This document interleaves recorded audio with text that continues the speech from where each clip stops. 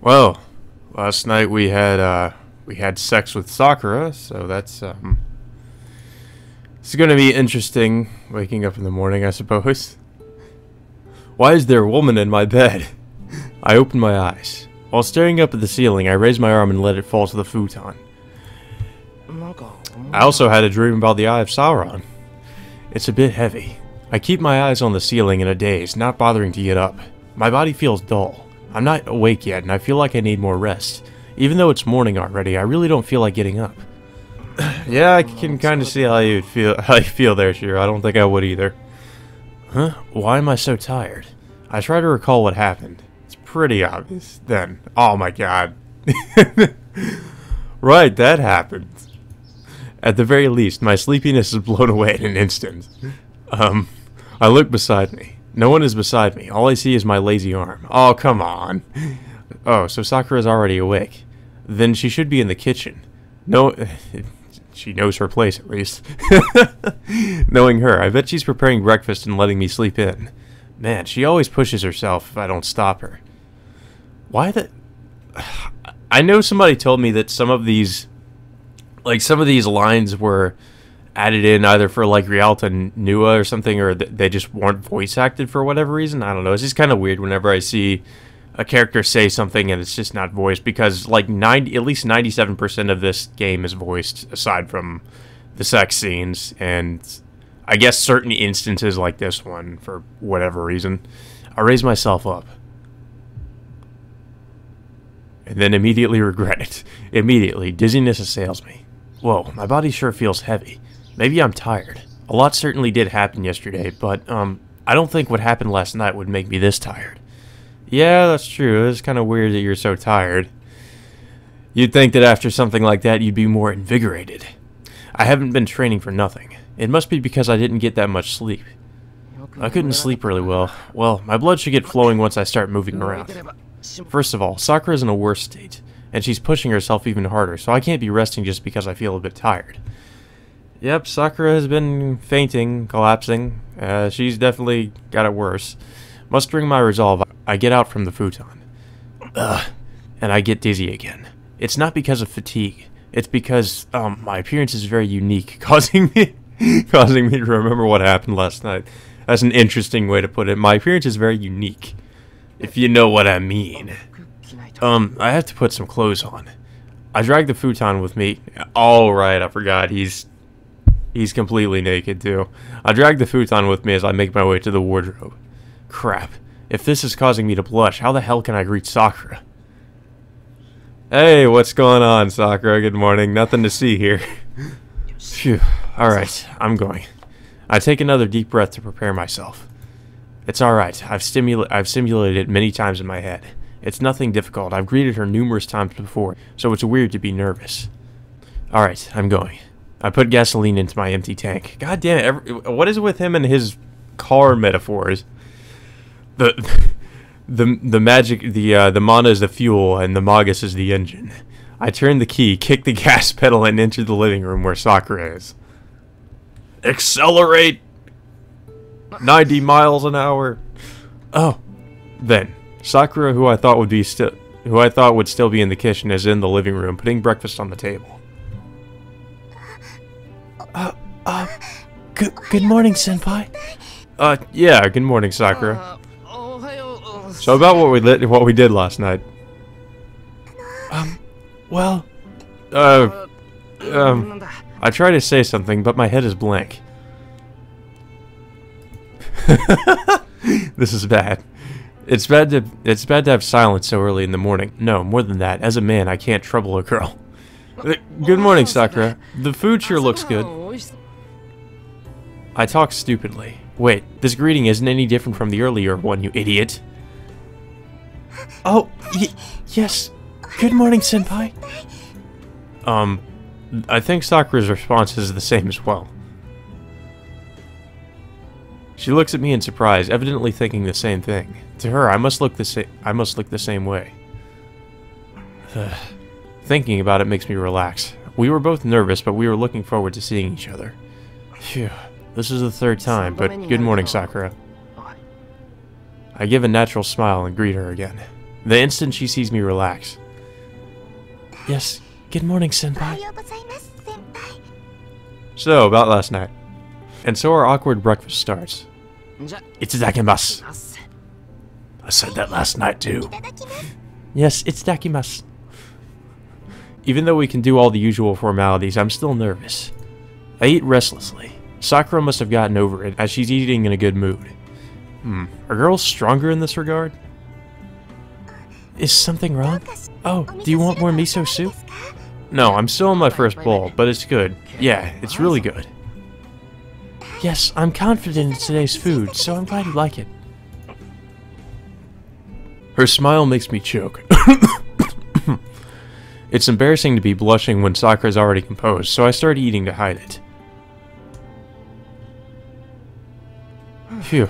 I put down the empty bowl, but the side dishes are still untouched. It was all I could do to finish the rice and miso soup. I don't even want to think about eating anything else. But it can't be helped. Forgive me, Sakura. I want to get away from her and give myself a chance to calm down. Senpai, did you not like the breakfast today? Strategic retreat failed. It seems I'm the only one who didn't notice there's no escape. You're basically her prisoner now. I hand her the bowl silently. Oh, seconds? I made a lot, so please eat up. Oh no. I take the refilled bowl and resume breakfast. Eat everything. I guess it can't be helped. I'll prepare myself. I'll just have to deal with the fact that I'm blushing, and I won't make excuses for looking at every move Sakura makes. But still. Sakura, isn't she a problem?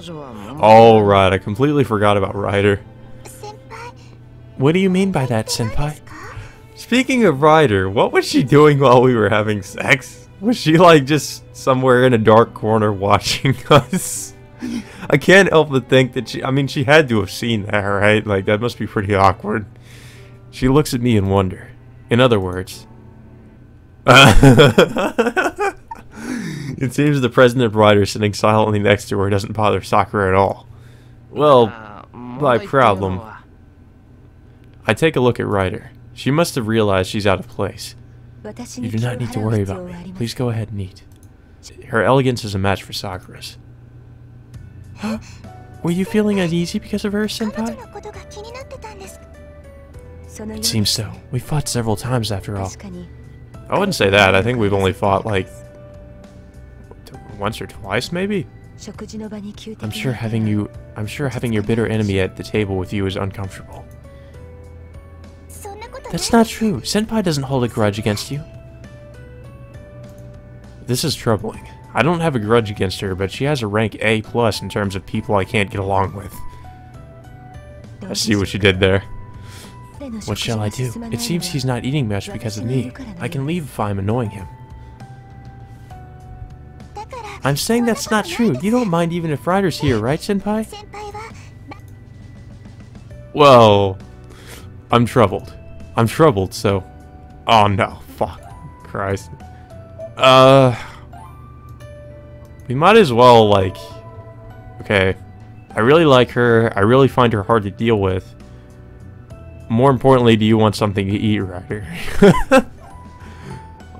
I don't know, like... You never know what can lead to a bad or dead end in these games. I want to go with I really like her.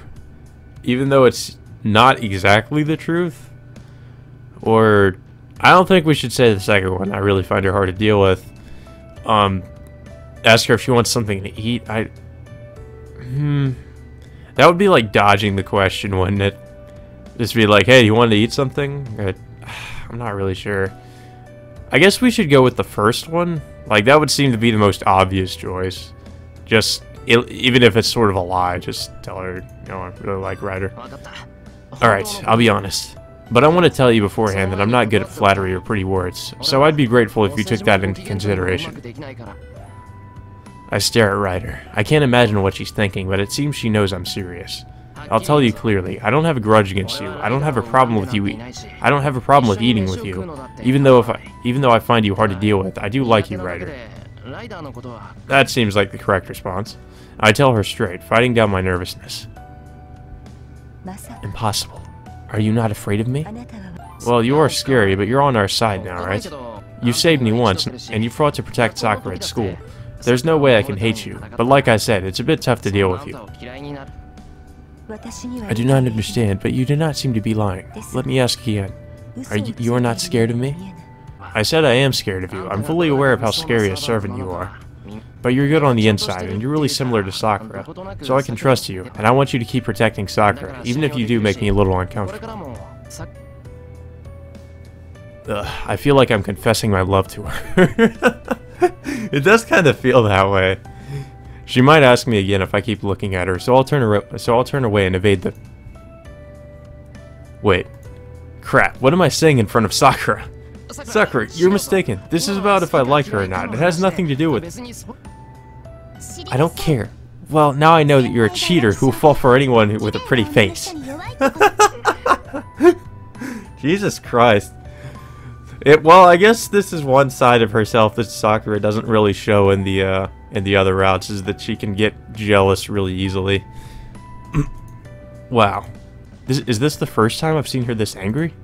Wait, Sakura, calm down. I just like Ryder as a person, not a woman. You trust her too, right? It's just like that.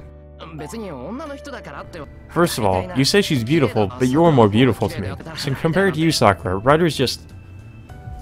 You made things worse. Wait, I just felt hostility from Ryder. She's equally beautiful, so I don't think we should be comparing who is more beautiful. This is bad. I feel like I'm hastening the inevitable with each word I speak. Let's stop. This isn't an appropriate conversation for a meal. I propose that we start talking about something else. I raise both my hands in appeal. You could also interpret it as surrender. No, we're not done yet. This is a good opportunity to learn how you truly feel. Oh my god. Sakura also doesn't let things go, like Jesus Christ. I agree with Sakura. This is a small matter for me, but we should make things clear. What are we making clear? They both lean forward. Who do you like more, Senpai? Oh my god, that's seriously what you just asked us. Senpai, which one of us do you prefer? Both at the same time. We're talking about your feelings, so you should know the answer. Sakura is right. Though it is unimportant, I am curious about your answer. Please, tell us. What the hell? What is going on? I feel my back touch the wall behind me. There's no retreat. I'm going to make one of them mad the instant I open my mouth. I guess I made the wrong choice? But the problem isn't an instantaneous one. The problem I've encountered will continue looming over me in the future. Sakura and Ryder. Maybe it's just women's sense of solidarity, but they sure are alike. Well, I don't think Shiro feels safe in his house anymore. Breakfast is over, and it's now 9 o'clock. Well, no, go to school, please. Just get away from these crazy women. I skipped school today. Things are getting serious, so I have no intention of going to school until the Holy Grail War ends. The only reason to go to school was to meet Tosuka. Now that the reason is gone, there's no meaning in going outside, and most of all, it's too dangerous to have Sakura go outside. Sakura's been looking healthy enough, but we don't know when she'll collapse like she did yesterday. Although she recovered thanks to Kotomine's treatment, she's walking a thin line. I don't know what Zoken intends to do, but I can't let Sakura meet him in her unstable condition. If the crest worm is activated, it'll be all over. Shinji did it using a drug, but for Zoken, the one who put the crest worm in there, it should be easy to activate just by looking at her. Kotomine said it too, that Sakura won't last long, that I'm the only one who knows about this. I can't tell Sakura or Tosuka. I have to end the war before Sakura finds out what I'm doing. I don't have the power to save Sakura, but the Holy Grail, the thing that is said to grant any wish, should easily be able to save her. Senpai, you're making a scary face and acting strange. We skipped school, so I think we can relax. No, we should rest after the war. We have to think about how to win now. Senpai, you still want to continue? I'm taken aback by her uneasy tone. I vaguely understood, but Sakura doesn't want to fight. She should know the Holy Grail is the best way to cure her, but she's not even considering it. Hatred of battle. Sakura is terrified of harming others. She's right, and I have no intention of contradicting her. Sakura can stay that way. I'm the one who's made her cry all this time. Therefore, it's my job to fight for her. Yeah, I'm going to continue fighting. If we could talk it out, I'd do it. But we can't be saying that. I don't think Zoken will release you, and I'm sorry, but I can't give him the Holy Grail. There are 4 more masters. I'm going to make you win and have you use the Holy Grail. I'm happy to hear you say that, but can you fight Tosaka-senpai? I'll fight her if she gets in our way. Well, I really want to entrust her with something as dangerous as the Holy Grail. I'm sure she can manage it and save you as well. Is that so? She's a Magus. I don't think she'll think about someone as weak as me. I can't say it's not true. Tosaka is a nice person, I already know that. But with that aside, Tosaka is a Magus. Last night, she said she would kill Sakura. Even though that might have been the only choice at the time, she was willing to take it. So, if the Holy Grail turns out not to be able to save Sakura, she would surely use the Holy Grail, something far superior to Archer, to kill Sakura. You're right, but still, Tosaka won't be able to do it. She can't kill you. Why do you think so, Senpai? Well, I don't have any proof, but deep down she's an amazing person. I bet the future she chooses is a really happy one where nobody has to die. So it's fine. Tosaka will surely save you in the end. So about Tosaka-senpai, you, Do you like her, Senpai? No, it's nothing. I'll believe in her if you say so. Yeah, then again, it'd be a shame to put everything on her shoulders. I don't want to just hand it to her in any case. I want to be the one protecting you. I chose to lead Sakura's way, so I can't give that role to anyone else. I'm going to do my best to make Sakura happy.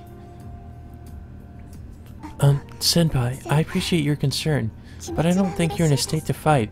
Saber-san's gone, and you're enemies with Tosaka-senpai now. There's no need for you to involve yourself in the Holy Grail War, so please go back to your usual life. I don't want you getting hurt because of me. Idiot, that's not your fault. I'm doing it because I want to, and it's not something I can withdraw from now. You should know that too, Sakura. I participated in this war as Saber's master. I didn't become a master because I was dragged into it. I became a master by choice. Then I can't withdraw now. I'll fight, even if I have to do it alone. I will see this conflict to its end. This is also my atonement for Saber, who lost her life fighting for my selfish goals. Then, no matter what, you will... I won't stop, so I think we need to come up with a plan of action. Is that fine with you, Ryder? I do not mind. You are correct. What is your opinion, Sakura? Sakura agrees with silence. Good. It seems she understands. Alright, we need a plan, but before that... I glance at Ryder. I'm getting used to her presence, but I want to do something about this. What is it? It's about your eyes. Why don't you take off your blindfold when you're in the house? I know about your mystic eyes, so you don't need to hide them, right? Dumbass, if she takes off her blindfold, then you'll get petrified. Isn't it uncomfortable? So my beauty is being spoiled by its appearance? To be frank, yes, your clothes may be fine, but isn't it hard to keep that blindfold on? You're beautiful, so why don't you take off that sultry thing? Oh no. Don't say that in front of Sakura. That is what he says, Master. I shall consider it, depending on what you say. No! Absolutely not! Huh? Wait, why is Sakura objecting so desperately? Why? Doesn't it trouble you to have Ryder walking around blindfolded? Not at all. First of all, she has mystic eyes. What would you do if you were affected by them on accident? Yeah, that's true. Would such a thing ever happen, Ryder? Yes, my eyes are more like evil eyes. It would be difficult to keep from targeting you even if I saved my magical energy. Whoa, are you serious? You can't control your own eyes? No, hence my title. But I cannot hope for an effect equaling yesterday. You know that my eyes are mystic eyes of petrification.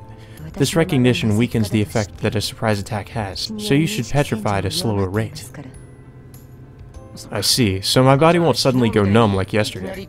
It would depend on the situation. The effect will be magnified if you let your guard down. So I just have to not let my guard down, right? Then there's no problem. Even if I'm captivated, you're on my side, so you can dispel me right away. Yes, I will not take your life. In that regard, there is no danger. No, I said no! Ryder's eyes aren't just to petrify others. You are right. Then I shall keep them sealed. Sakura lets out a sigh of relief. I don't really understand, but it seems Ryder's going to keep her blindfold on. That was a stupid idea. Why would you be like, oh, take off your blindfold and petrify me? I see. It bothers me, but if that's what you want, I'll have to deal with it. Why does it even bother you? Who cares? Yes, I do not like revealing my face. Please do not bring this up again. That was pointless. Where did her previous lightheartedness go? Ryder's suddenly acting cold now. She's hard to understand. I guess I just can't get along with her all that well. Women, right? Let's get back on topic. About our future course of action. First of all, you're not to go out of this house, Sakura. It's too dangerous for you to meet Zoken. I'll handle him. That is a proper approach. But how will you defeat that Magus? Do you have any thoughts? I hesitate to answer if she asks me like that. There are several possibilities, but I haven't put any thought into them. The choice will likely determine our fate. There are many choices. Of them all, the most realistic and reliable method would be... I think I should cooperate with another master. She may not become our ally, but she may help us defeat Zoken if we tell her about the current situation. You're talking about Tosaka, but she sees Sakura as a threat. You seem to have forgotten that, Shiro. Another master? Do you mean Tosaka-senpai? No, it's not Tosaka. I know Berserker's master. Oh, okay. I was thinking he was... I thought he was thinking of, Tosaka. Her name's Ilya, and I know she'll listen to me if I go to her and talk. And to be honest, I can't leave her all by herself. Leaving Tosaka aside, I don't know what Zoken will do. He's the kind of guy that would implant a worm in Sakura and force her to fight. Ilya and Berserker should be many times stronger than Zoken in combat, but we're talking about that monster. I'm sure he will use any means possible precisely because he can't beat them in combat. So even those two should be careful. Berserker, you believe that Mad Warrior will become our ally? They may not become our ally, but they should at least overlook us for a while, and even if we can't cooperate, I want to warn them at the very least. The girl that came to this town alone, Ilya was raised as a master and crowned with the name Heinsberg, so she's not a total stranger to me. I see, but senpai, do you know where this Ilya person is? Yeah, she showed me once before. I remember the way. It's a big forest, so I don't think it'll go exactly as planned, but I should make it in half a day. Half a day? That means you're going to set out now? Yeah, they say to strike while the iron's hot, and if I head out now, I should... Okay, I should be back by nightfall. I was pressed to make a decision, but this is good. Ilya helped me yesterday, so I want to thank her for that.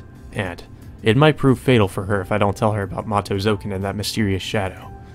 I'm gonna get going. I'll come back as quickly as possible, so you rest in your room.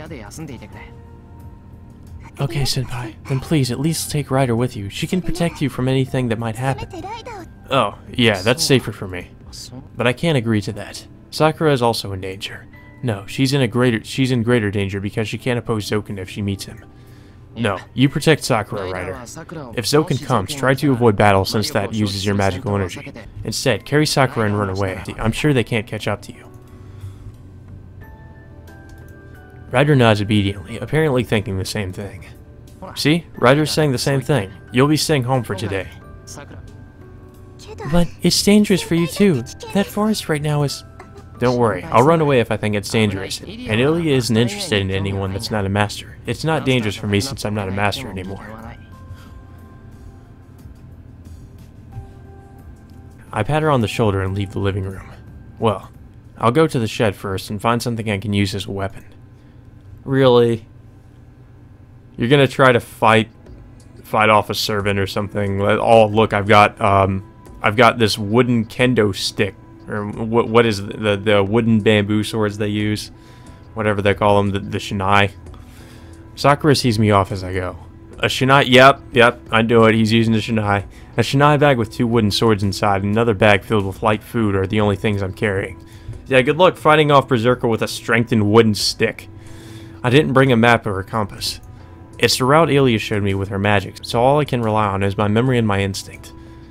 It's before 10. An hour on the taxi and 4 hours on foot. I hope that's all the time it'll take. I'll ask the taxi driver to go slow and find the entrance to the forest. I'll get off the taxi when I find the entrance and continue on foot from there. I'll make it to Ilya's castle before sunset if I take the shortest route. I'll figure out what to do next once I've met Ilya. Shiro. Huh? Then. I hear a familiar voice from behind me. It sounds practical and cold depending on how you hear it. but my name is said politely, with as much intimacy as she can show. I almost say the name, voicing my impossible wish. Wait, I must speak with you before you leave. Ryder? I turn around and accept reality. Ryder is in front of me. The girl who used to call me with that tone is no longer in this world. Fine, but what is it? I'm in a hurry, so please make it short. I only have one question. You said you will protect Sakura, but I have not heard your reasons for doing so, Miyashiro. Are you saying you can't trust me? Correct. I do not know you as well as Sakura does. That's a natural question. Ryder protects Sakura, not me. As a potential ally, she just wants to know my intentions. Phew, I'll only say this once, so don't ask me about this again. It's not that I'm putting undue importance on it, it's just not something to go around telling people. Look, I like Sakura. Not only that, I had... What? Why are you telling her this? Why? Why would you say that? What's the point of telling her that you had sex? I don't... Okay. Now this makes things even more awkward. I had sex with her last night. It seems so. Sakura's magical energy was stable this morning. Sakura would have been sick again if she did not get outside provision. I mean, I'm sure she noticed, but just to say it right in front of her, like, Jesus Christ. What of it? Yeah, what? Really, why did you bring that up? That's all. I like Sakura and I made love to her. So I guess to prove that, like, I'm really your ally because I had sex with Sakura. That's the only reason I'm protecting her. It's natural for a man to protect the woman he loves, right? Then you are fighting for Sakura. Your goal is to save Sakura, and you have no intention of letting her obtain the Holy Grail for your benefit. Well, I am planning to use it. I don't know what the Holy Grail is, but if it can bring Sakura happiness, I'm going to make full use of it. Bring Sakura happiness? Yeah, I've made Sakura suffer until now, so I want to compensate for that by making her happy. Ryder just stands there without saying anything. It seems she understands why I'm embarrassed to tell people about this. Embarrassed to tell people about that, but not to tell people about how you had sex with Sakura. Alright, I answered your question, so it's my turn. I have a request to ask of you. Okay, I shall answer to the best of my ability. It's easy. Can you say my name with a different accent than the one you just used? I don't even know she's using an accent. I understand. Shiro is fine. No, that still sounds weird. Can you make it a little more, Shiro? Shiro, no. Shiro. Ryder struggles as she practices pronouncing my name. Why did we ask her to pronounce it a certain way? Like, does it really matter? Guess this won't work. I pushed her too hard and troubled her. She has a sharp image because of her blindfold and her black clothing, but Ryder is actually sociable. I'm just guessing, but I think Ryder is a klutz in her private life. So she's a lot like Sakura in that regard. Sorry, the way it was is fine. Shiro. So is this the correct pronunciation, Shiro? Yeah, it's perfect. I'm sorry I asked you such a selfish request. Selfish? You do not like to be called with the accent I used, right? Then I believe it is right for you to correct me. You're wrong. I did like the way you called me. That's right. So I don't want anyone else saying it the same way. I know it's a stupid thing to care about, but she was the only one I wanted her to call me like that. Why? Like, what difference does it make?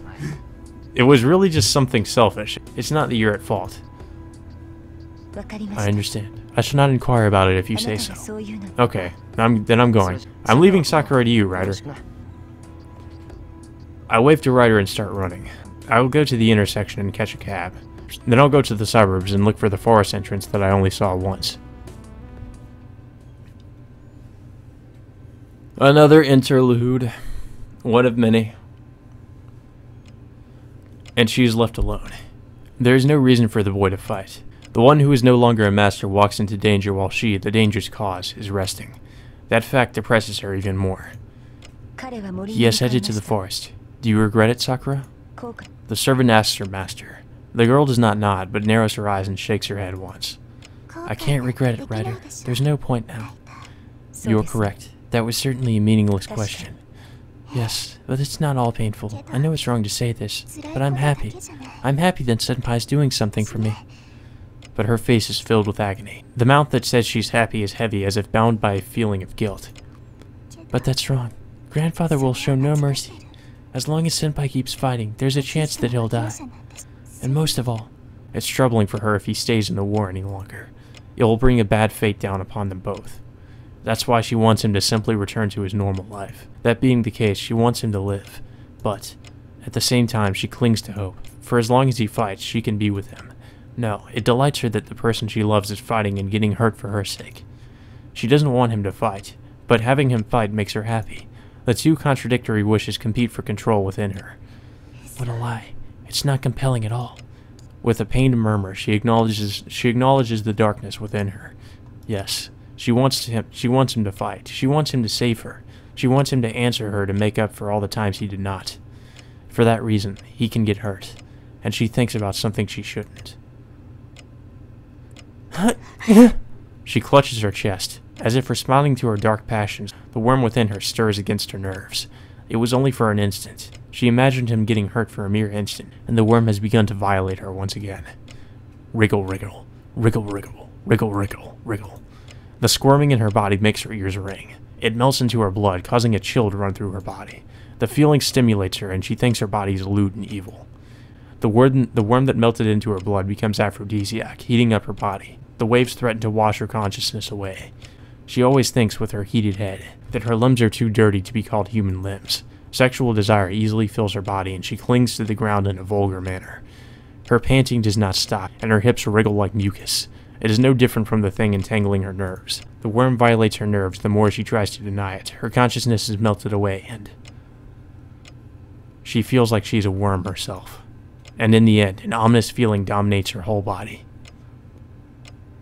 Sakura. It's fine. I'm still alright. More importantly, Ryder, please go with Senpai. I shall obey if that is an order. But Sakura, you do not have long to live either. To use me to shorten your remaining life, is that fine with you? Yes, I won't last long anyway. I'm fine now, but I lose track of what I'm doing if I let my guard down. My memory becomes more vague by the day, and I can't feel anything in my limbs anymore. Even my sense of time is going so that a day doesn't flow properly for me. Like today, it feels like it's been a week since I saw Senpai off. She says it as if it's nothing. She has accepted death. She's fighting the ugliness of clinging to hope, and she has ordered her to protect him. Understood. I shall obey my master and guard Imiyashiro. Thank you. I'm sorry, Ryder. If I'm no good anymore, then go make a contract with someone else. I don't want Senpai, but maybe it's okay if it's with you. She forces a smile. The servant in black nods and turns her back to her master. An ill wind blows. I will be using my noble phantasm. Is that permissible? Yes, please bring Senpai back if things turn out to be dangerous. I know, but Sakura, I believe we should be on guard against that priest over the old man. Ryder speaks without looking back. That's a surprise for her. The servant does not state her opinions. She silently does as she's told. She's never shown concern for her the way she does now. Yeah, I think so too. She murmurs as if singing. Her grief dispelled, she's now filled with languorous elegance. But don't worry, Ryder. He can't beat me. She smiles like a girl picking flowers.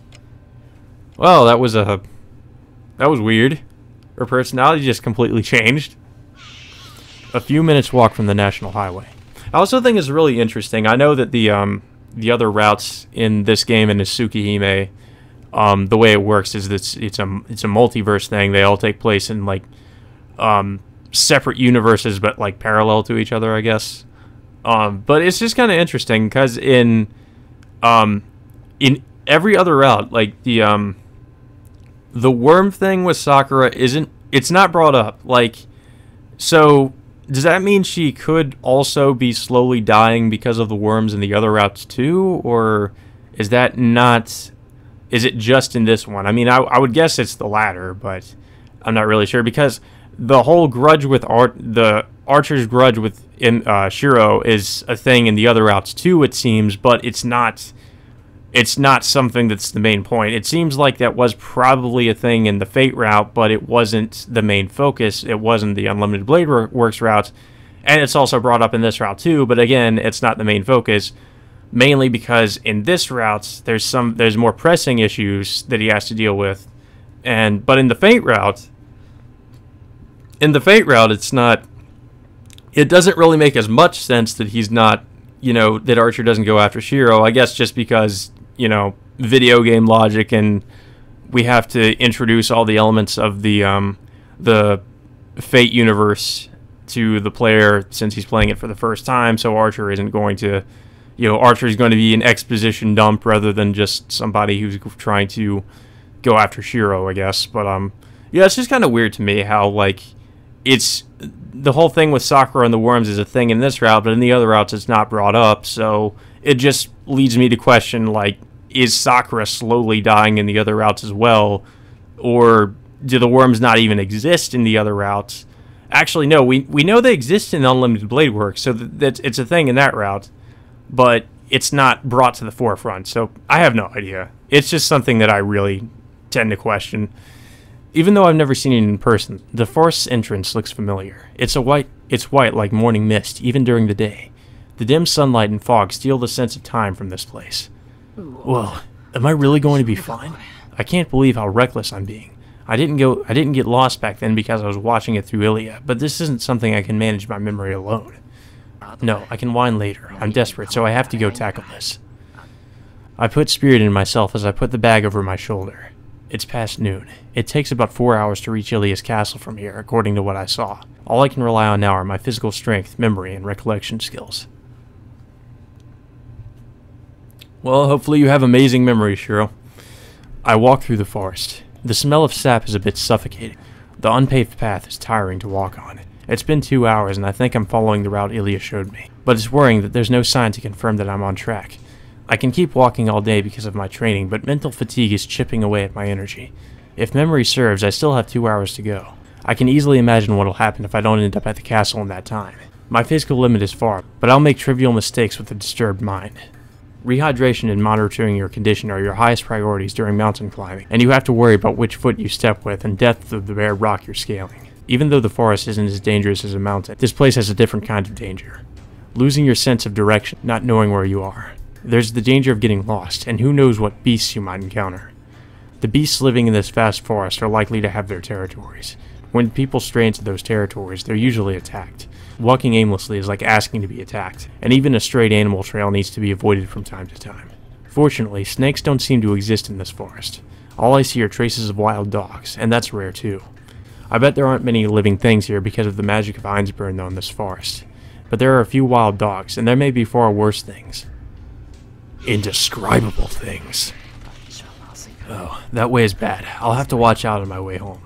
I go around the thicket that an animal may be lurking in and make my way according to my memory. Discretion is the better part of valor.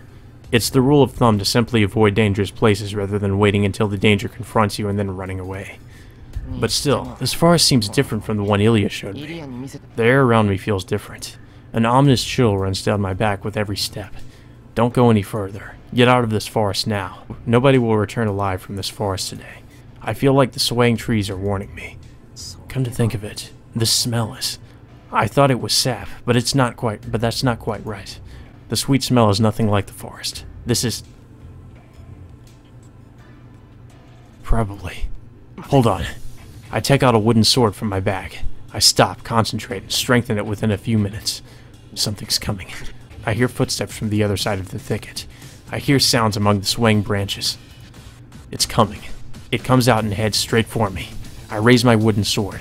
Tensing my arms, I grip the sword and stand ready. That's it! Don't move!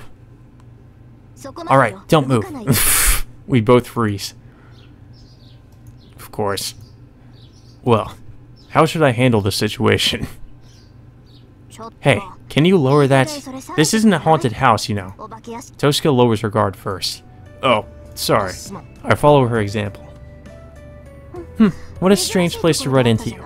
I guess I'd better ask, but you're not just scouting sites for a picnic, are you? Of course not. What about you? You're not the type to take walks in forests. What are you planning? How rude. I do too takes walks in the forest. Well, my business today is different. She protests. The surprising part here is that she's not denying that she's planning something. Tosuka, are you planning to fight Ilya? I get right to the point. What if I am? You're not a master anymore, so you don't have the right or the duty to meddle with our battles. I don't, but I'll stop you for going to fight Ilya. Why? Are you planning to have Ilya join forces with Sakura? That's part of the reason, but you won't come out unwounded if you fight Ilya. One of you will end up hurt if you two fight. I don't like that. First of all, You decided to fight to stop the battles, right? I see you haven't changed your mind. Her sharp tone gone, Tosuka shrugs in resignation. Oh, that's Tosuka's real face she had on before that thing happened to Sakura. What? I can't change it so easily because it's something I decided on. I figured as much. Geez, I've suspected this for a while now, but I don't know why. But Tosuka gives an exaggerated sigh. You're really stupid, aren't you, Emiya-kun? And gives a smile that surprises even me. What? But this is good. You never learn your lesson. But that's what I expect from you. You should do your best as a clumsy person. What's with that triumphant expression? You piss me off. Now. So I guess you have business with Ilya too. You're really planning to talk with her. I'm angry, but Tosuka just stares at me with a smile. Damn. I don't know why, but I can never deal with Tosuka in these situations. I feel like I'll back myself further into a corner no matter what I say. Why are you so quiet all of a sudden? It's not like you. Yeah, you're exactly right. I'm going to see Ilya, so don't bother me. I'll chase you away if you come following me. Huh? Oh, so you know where Ilya's field lives. Oh, crap. Me and my big mouth. Good. Can you lead me there? I know the general location, but I only have a really old map, and I can't really trust it. It's great if you know where it is. Hey now, I told you not to follow me. Oh, can you let me be when you're going to go talk to Ilya's field? If I find her first, she'll be too busy to talk with you. Are you threatening me? Are you threatening me? I am the big great Kubang Halio! First of all, you're going to fight her even if we go together, right? I won't. It's best if we can cooperate with her. Our priority is to kill Zoken, right? I came here to warn her. Warn her about what? Mato Zoken is planning something, so I'm going to warn her not to let her guard down. You remember what happened to Caster, right? It'll be to our disadvantage if the same thing happens to Berserker. Foreshadowing. But I was ready to fight her even though I only came to warn her. Considering us, we can't just talk. I thought it can't be helped if we ended up fighting after I warned her. I have to beat her eventually, so this is just a matter of time, right? But you seem to have expectations. Then I don't need to take risks, and things can end peacefully depending on your efforts. Hey, don't make a difficult expression. I'll go back without doing anything if you can persuade Ilya's field. But if you fail, we can beat her together, or I'll help so that we can both escape. How about it? It's not a bad deal, right? Deal or not, you're going to follow me anyway, right? Of course not. That's a false accusation. We just happen to be heading in the same direction. I love how mischievous she can be. She's a devil, but she'll listen to me so long as I'm guiding her. Tosuka will go fight Ilya if I leave her be, but she'll stay quiet if I take her with me. I'm not too sure about the way either, okay? Don't complain if we get lost. You don't need to worry. You're heading exactly the way my map says. We won't get lost with your guide and my map. I sigh loudly and make sure Tosuka can hear it. Alright, I give up. Let's go to the castle together. You won't fight Ilya, right? Right. I won't interfere while you're talking with her. She's troublesome if she's your enemy, but she's reliable if she's... Oh, shit. An earthquake? The trees shake. I hear explosions in the distance. No. This isn't an earthquake. Something like a typhoon is raging nearby. Tosuka, this is... Berserker. I guess we were a bit too late. What? Then Berserker's the one raging around? Yes, we're here, so there's only one person Berserker would be fighting against. What will you do? I'm going, but will you stay? There's no time to think. Is there really a choice to be made here? Come on. We're obviously going to go see what's going on. I'll go too. That's what I came here for. Then stay behind me. I'll let Archer lead the way. That way you won't get cut down the moment we get there. Tosuka starts running. Archer takes form, gives me a single glance, and takes the lead. Please be alright, Ilya. I clench the wooden sword in my hand and run after them at full speed. Interlude again? Yes. Another one. The girl flees the castle with the Black Giant. It is a baffling escape. She has abandoned her castle, the place designed to offer her the best defense, to run to the forest. Danger is approaching. The girl was the first one to sense the unavoidable fact. The enemy is approaching the castle. Because she felt that enemy is a great one, she maximized the castle's defense and woke up the giant in anticipation of the enemy. The Giant of Steel, Berserker. Personification of destruction who has sanity taken away and only obeys the girl. With her bodyguard and the castle's protection, she has nothing to fear. She tells herself this, suppressing her unease. But, when the enemy drew near, her giant said, "Run." Even the one with no reason left understood that he could not beat the approaching foe. The girl started running at that instant. She knows that. She already knew that. The thing that reached the outer wall is not something they can match. The ominous shadow expands with the sun behind it, and it becomes a great shadow to easily climb over the outer wall. Uh-oh. They will lose. With her aside, Berserker cannot beat that thing. He will lose if he fights it, and Berserker will not be her servant anymore. That is the root of her uneasiness. She ran away from the castle not in fear of her own defeat, but in fear of losing her servant. The Black Giant carries her as they make their way through the forest. The uneasiness does not go away, but assails her with increased weight. She cannot get away. The girl vaguely understands that she cannot get away from this uneasiness and fear. And the Black Giant stops. Oh, such wisdom. You came out because you knew you cannot win. In front of them is a withered Magus. Next to him is an assassin wearing a white skull mask. Mato Zoken. She figures out right away that he's the Magus of Mercury that she was informed of when she left her home country. Mato Zoken, so a person that's not chosen by the Holy Grail is acting like a master. The girl jumps to the ground and confronts the old man. There is no fear in her eyes. The enemy before her is not the terrifying one she sensed. The Holy Grail does not choose the masters. The Holy Grail is just a vessel. Are you poisoned by the church, saying that it has a mind and that it consecrates?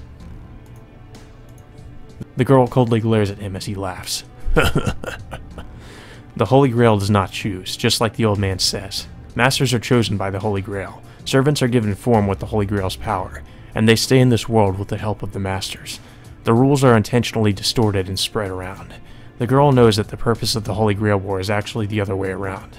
The Holy Grail is merely something to be filled. Masters are not chosen, but prepared as part of the ritual. And servants are merely tools used to open the gate. Huh. Aren't you the one poisoned by delusion, Zoken? The Holy Grail that becomes the container has no will, but the great Holy Grail that chooses the Masters does. You people tried to fill the Holy Grail by summoning heroic spirits because the prototype is here, in this land. Well, I'm sure that the Mercury blood declined because you, the person concerned, forgot about such a thing. Her voice is cold. The old man accepts her scorn with a laugh. Oh, there's no need to worry. Mercury's decline will end now.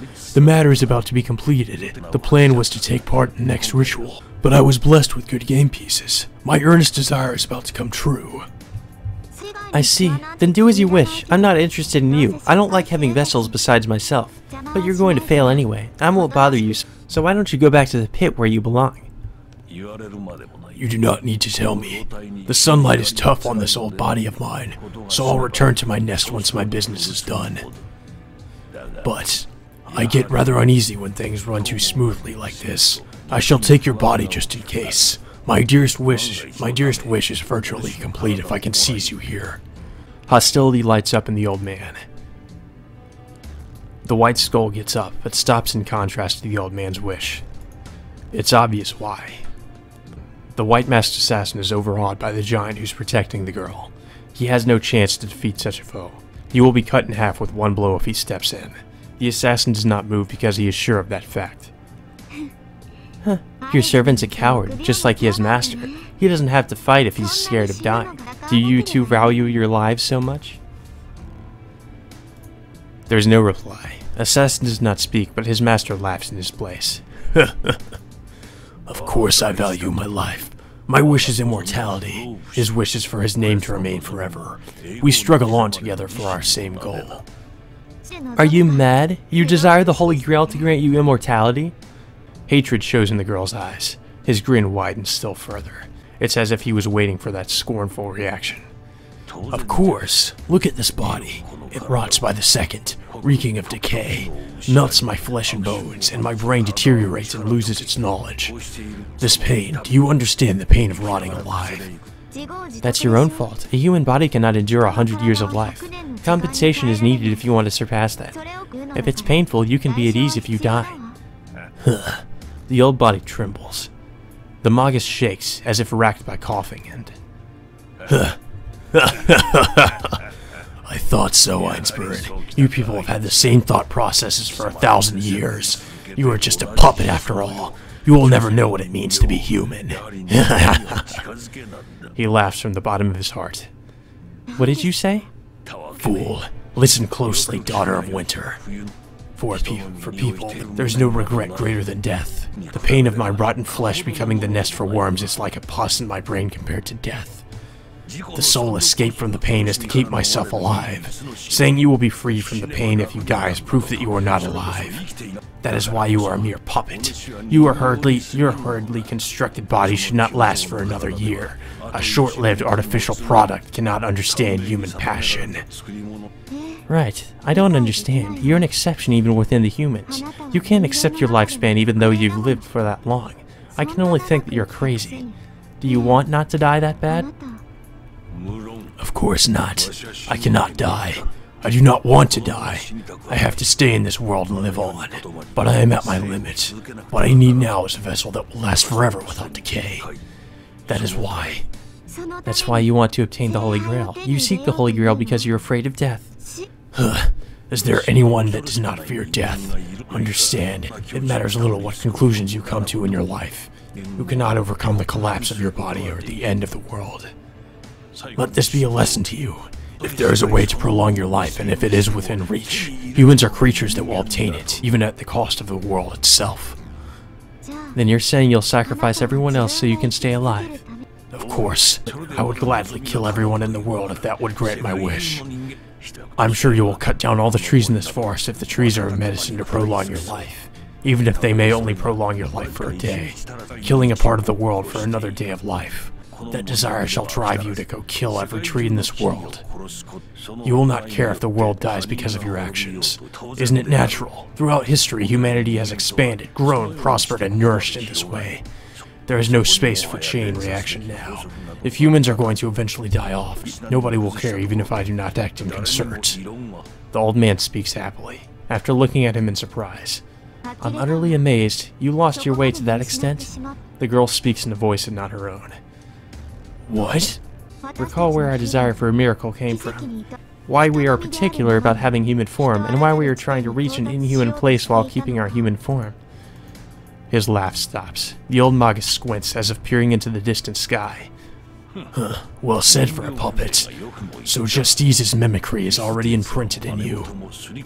He distorts his face in hatred and glares at the white girl. Enough talk. The time for play is over. I need your body, but I do not need your mind. I, Makiri Zokin, will take the Einsberg's Holy Grail. The old man's shadow creeps across the ground. With that, the pressure on the girl increases. The black giant enters battle without waiting for the girl's order. No! Come back, Berserker! The girl's voice does not reach him. The black giant, accompanied by a whirlwind, mows down the pressing shadow, but... Cliffhanger. Sounds of wind. The wind running through the forest and shaking the trees is something I've heard before. The tremors are growing more intense. We're closing in on the source. It's probably on the other side of that next thicket. The battle to decide the strongest is raging just behind those dense trees. My feet stop. A second before I burst into the open, I skid to a halt and hide myself. Berserker! Tosca also hides behind a tree and stares at the disastrous scene in the clearing. The place is literally a battlefield. There are 3 servants fighting. One is the black giant, Berserker. Another one is the white skull mask killer, Assassin. And the last one is... Oh shit! I've been waiting for this. Guess who, motherfucker? Hey, could that be... Tosca's voice is shaking. I can't really hear her. Even though she's right next to me, her whisper doesn't register for some reason. The third servant. I'm seeing the one clad in black armor for the first time.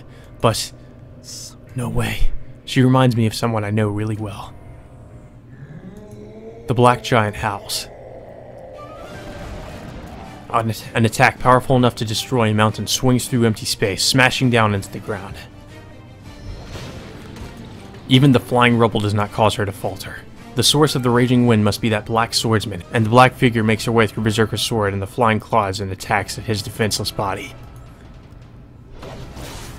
The anguish of the giants. His body of steel can nullify almost any attack, but the black swordsman cuts it like nothing. The sword stains the giant's side black, just like darkness consuming light. No, run away, Berserker. You won't be able to come back if it defeats you. You don't have to fight anymore, so hurry. Ilya sounds like she's crying. It's useless. You cannot run away after being surrounded by them. Maybe if it was 2 against 1, but even the great hero will lose here with 3 against 1.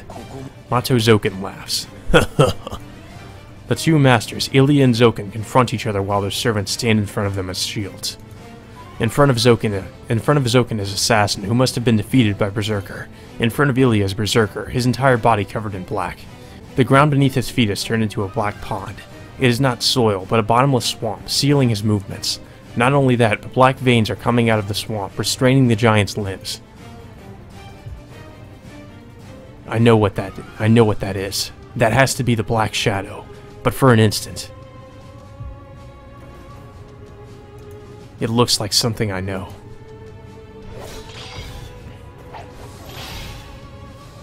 The deafening crash shocks me back to reality. The situation is hopeless. Berserker is strong. Even though the shadow has nearly engulfed him, he still stands against the swordsman. But he's at his limit. The black swordsman charges and slashes at Berserker. Even if they are equally strong, Berserker's movement is further restricted with each passing second. Then, the balance will only tip further towards the swordsman the longer they fight. The match is decided. I shall leave the rest to you, Assassin. It will be dangerous for me to remain here. Capture the Einsberg girl as soon as Berserker is consumed and return to me. His figure grows hazy. He vanishes from the forest, leaving Assassin behind. Look, that thing swallows anything it sees. All the more if it is a clump of magical energy. Make sure the girl of Einsberg does not get swallowed. His presence, along with his figure, fades away. Zoken has disappeared. The only ones remaining are Assassin and Berserker, and the black swordsman raising her sword. No, even you will die, Berserker, so run away, Berserker. Ilya murmurs in an emotionless voice. What did he make of that? The giant advances with a roar. What? His advance is like a storm. Berserker charges, kicking away the black shadow that has swallowed him up to his knees. It is an impossible action. The mud below him isn't the only thing binding him, as the black shadow is coiled all about his body. He cannot move forward. Berserker cannot even take a step forward with his body bound by the black shadow. For that reason, he tore his body apart. He grabbed his chest and tore off the black shadow with a sound. He tore off the flesh along with the shadow, going deep enough to expose his bones. Jesus Christ. The giant bursts into motion. With the force of a whirlwind behind it, the next swing will surely destroy the black swordsman. It will be his last attack. He's ripped his body apart and is executing this attack on the verge of his death. There's no way his attack isn't fatal. And in response, the swordsman meets it with her strong attack. No! Stop, Berserker! Ilya starts to run. She dashes frantically to Berserker, as if she doesn't see the shadow expanding at his feet. Ilya! I can't do anything even if I go out now. I have no hope of winning against either the shadow or the swordsman. But still, I have to stop Ilya. No, don't go, Ilya! I jump out from behind the tree. I grab Ilya from behind as she runs towards Berserker. The mad warriors roar, the strong wind, and an explosion that even takes away my vision. It's over. They all flow into my numb ears at once.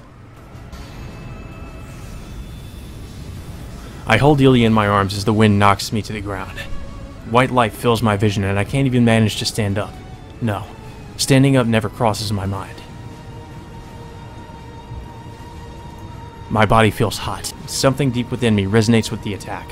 I don't understand why, but this heat is in resonance with the noble phantasm. How? My breathing has been deadened, just like my vision. I can't do anything right now. My body will not function as a human being as long as that sword is engraved in my eyes. Absurd. I'm entranced. My heart is taken away by something I only saw for an instant. That thing is an illusion far superior to the numerous other noble phantasms. There are many that are crafted more splendidly and with better skill. But the beauty of that noble phantasm is not its appearance. No, to describe the sword as beauty would only dirty it. The sword is not beautiful, but sacred. People's conception, legends, weaved only out of hope. It's not a myth, nor is it inhuman work. It is a crystal trained by heart alone. And that is why that sword will reign as the strongest fantasy. My vision returns. The sky is lit with dark red and is dark like night. The light that split the forest must have been darkness itself. The fire is burning silently, but the air is still cold. Is that something that freezes oxygen instead of burning it? The darkly lit forest lowers its temperature. A swordsman is standing with the black fire in the background. With Ilya still in my arms, I glare at the pointed sword. I don't feel any hostility from the swordsman. I fear my death, and at the same time grit my teeth in vexation. It's different. She's a different person. It's not just her hostility. I don't feel any of the nobility I previously felt from her. Her helm breaks. It must have been Berserker's last attack. Her face is revealed, and although she's completely different, she's still the same. Saber! There's no reply.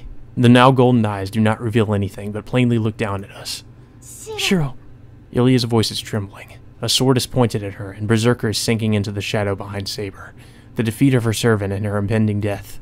Any young girl would tremble in this situation. Saber. I shake off any unnecessary emotions. I hug Ilya harder and put strength into my free right arm. Now's not the time to be spaced out. I'm going to save Ilya. I'm going to save Ilya and return to my home. So I can't just cower and wait for my death. Oof. Yeah, something tells me that whatever Shiro tried to do didn't work out so well. Saber swings her sword. She tries to slash at me as I stand up, and at that instant, parries 3 arrows shot from her side. Okay, Archer tried to do something. Archer. I get to my feet, still holding Ilya in one arm. Don't stop! Take Ilya and run! The swords clash. Archer shot at Saber and attacked her without pause. But it doesn't do much. Even with his godlike speed, Saber easily repels his twin blades. Archer is acting strangely. Looking, I see that the black shadow is entangling around his feet. How unsightly, Archer. True heroic spirits cannot oppose the lair of the cursed world. Right now, you are no different from the apparitions in this forest. The cool voice is definitely Saber's. She easily smashes the black shadow and...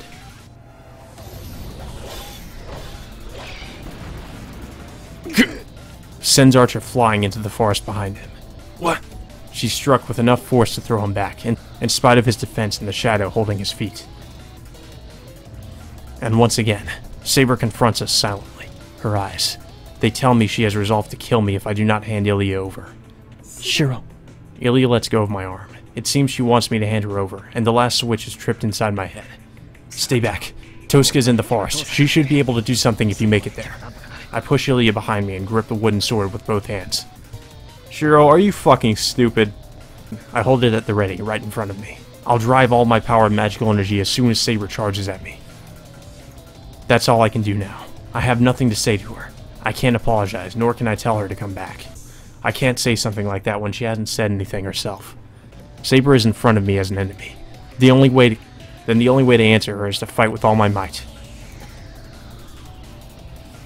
I will glare at you, sir. I take aim. I won't even try to take her life at the cost of my own. Saber taught me that such tactics are useless. An attack with the premise of your death is only effective against opponents as strong as you. Against Saber, I can't hope for something as good as a mutual kill. Therefore, I'm only aiming at one spot. Her helmet's shattered, so her head must be damaged somewhat. That's where I'm going to strike with all my might. I'll defeat my enemy and live on. Unless I get that clear image in my head, I won't even be a match against Saber.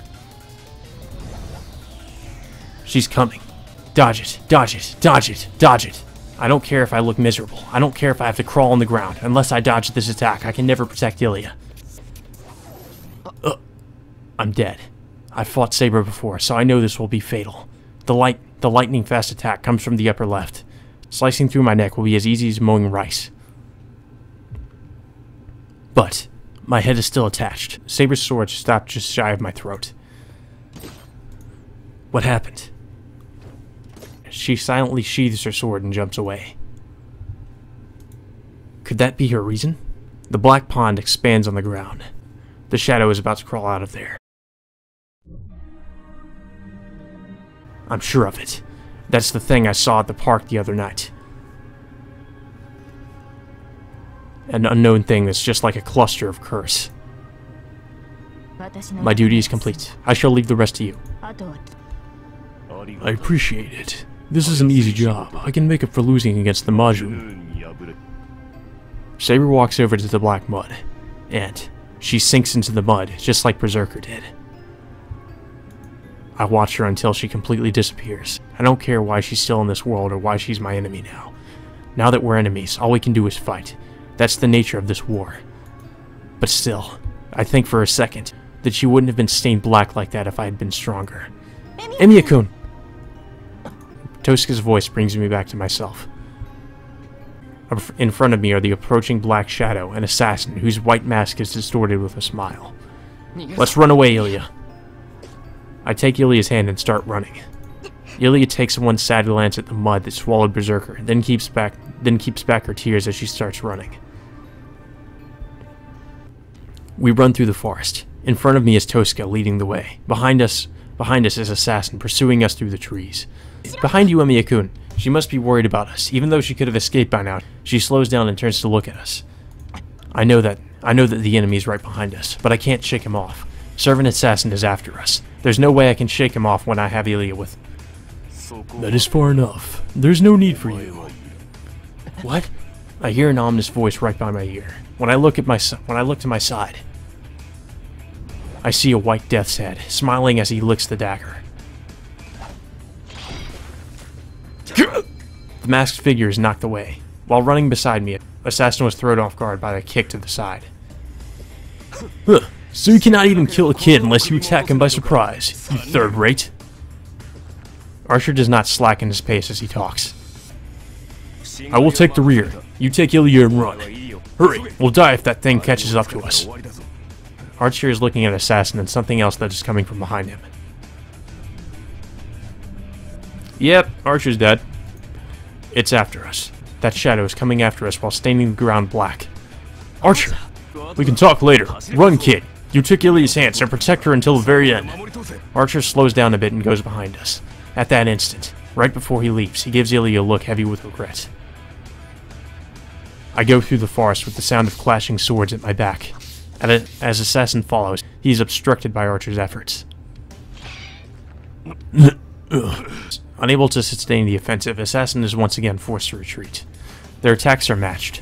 Even the daggers thrown at me are shot down, and it's obvious that Assassin is not in control of the fight. But it's not because Assassin is weak. It's because Archer's too strong. Archer repels the multitude of daggers. His vigor is incomparable to before. The scales of victory are tipping towards Archer. I don't know why, but he is as strong as a fierce god right now.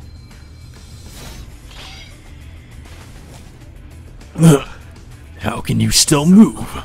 With even his strongest attack repelled, Assassin raises his voice as he retreats. In response, it's simple. I'm not a respectable hero like the others. A heroic spirit that is pure is no different from that mud. In other words, Archer must consider it his chance of victory as Archer charges. Although it is not to your degree, I'm not a distorted heroic spirit as well. He cuts the white skull with one blow. Yeah! The black cloak scatters in all directions. Assassin retreats, clutching at his broken mask. It is not a retreat to regroup, but a retreat to save his life. The black servant runs away from Archer and disappears into the trees. Nice job. We don't have to worry about getting overtaken now. Thanks for the hard work, Archer. You're tired, right? You can return to spirit form and rest. What happened to the shadow? Tosuke looks relieved. Rin! Behind her. Yeah, I thought so. It appears, as if born from the tree's shadows. Huh? What? She looks behind her. At the same time, the black shadow extends its tentacle end. Tosuke! I won't make it even if I run. I'll witness Tosca getting pierced by that black tentacle. But the one I actually see impaled is Archer, who pushes Tosca aside. Huh? Tosca looks up at Archer without comprehension. It's the end for Archer. He's still breathing, and he's not bleeding much. It should be possible to heal himself even if he is pierced, as long as it's not fatal. But somehow, I understand that Archer cannot fight anymore. That thing kills servants. No matter how strong a heroic spirit one is, one cannot beat that black shadow as long as one is summoned as a servant. I vaguely comprehend that fact for some reason.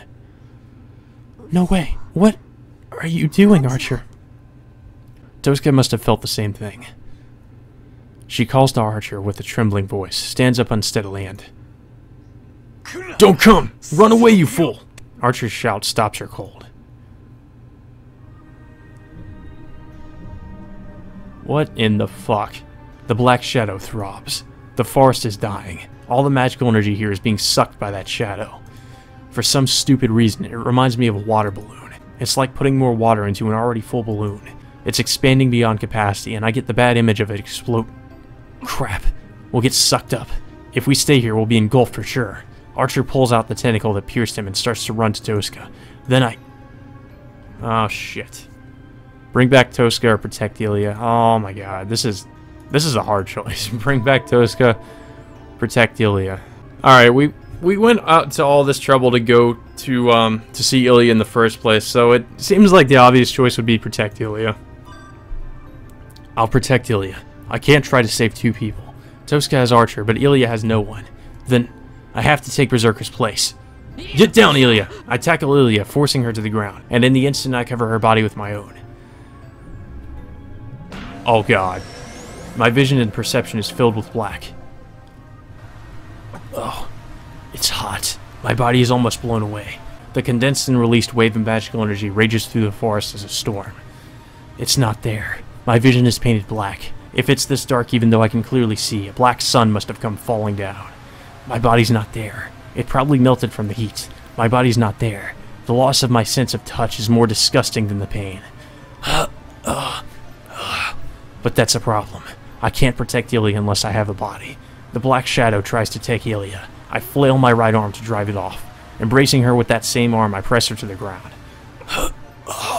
And I finally realize, my body's there. My body must be there, or else I couldn't have protected Ilya.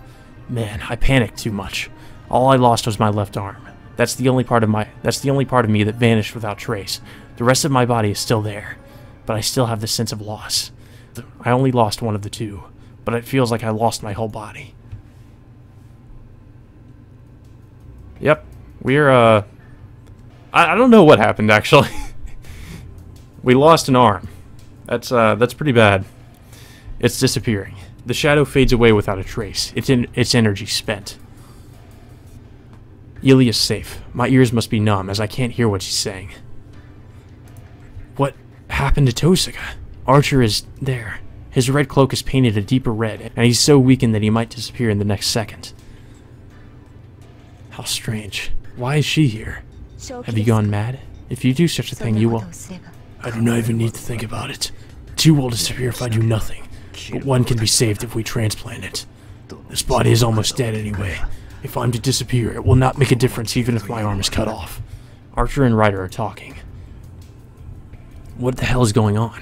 And in the end, one would normally die. One cannot survive after attaching a spirit body to the human body.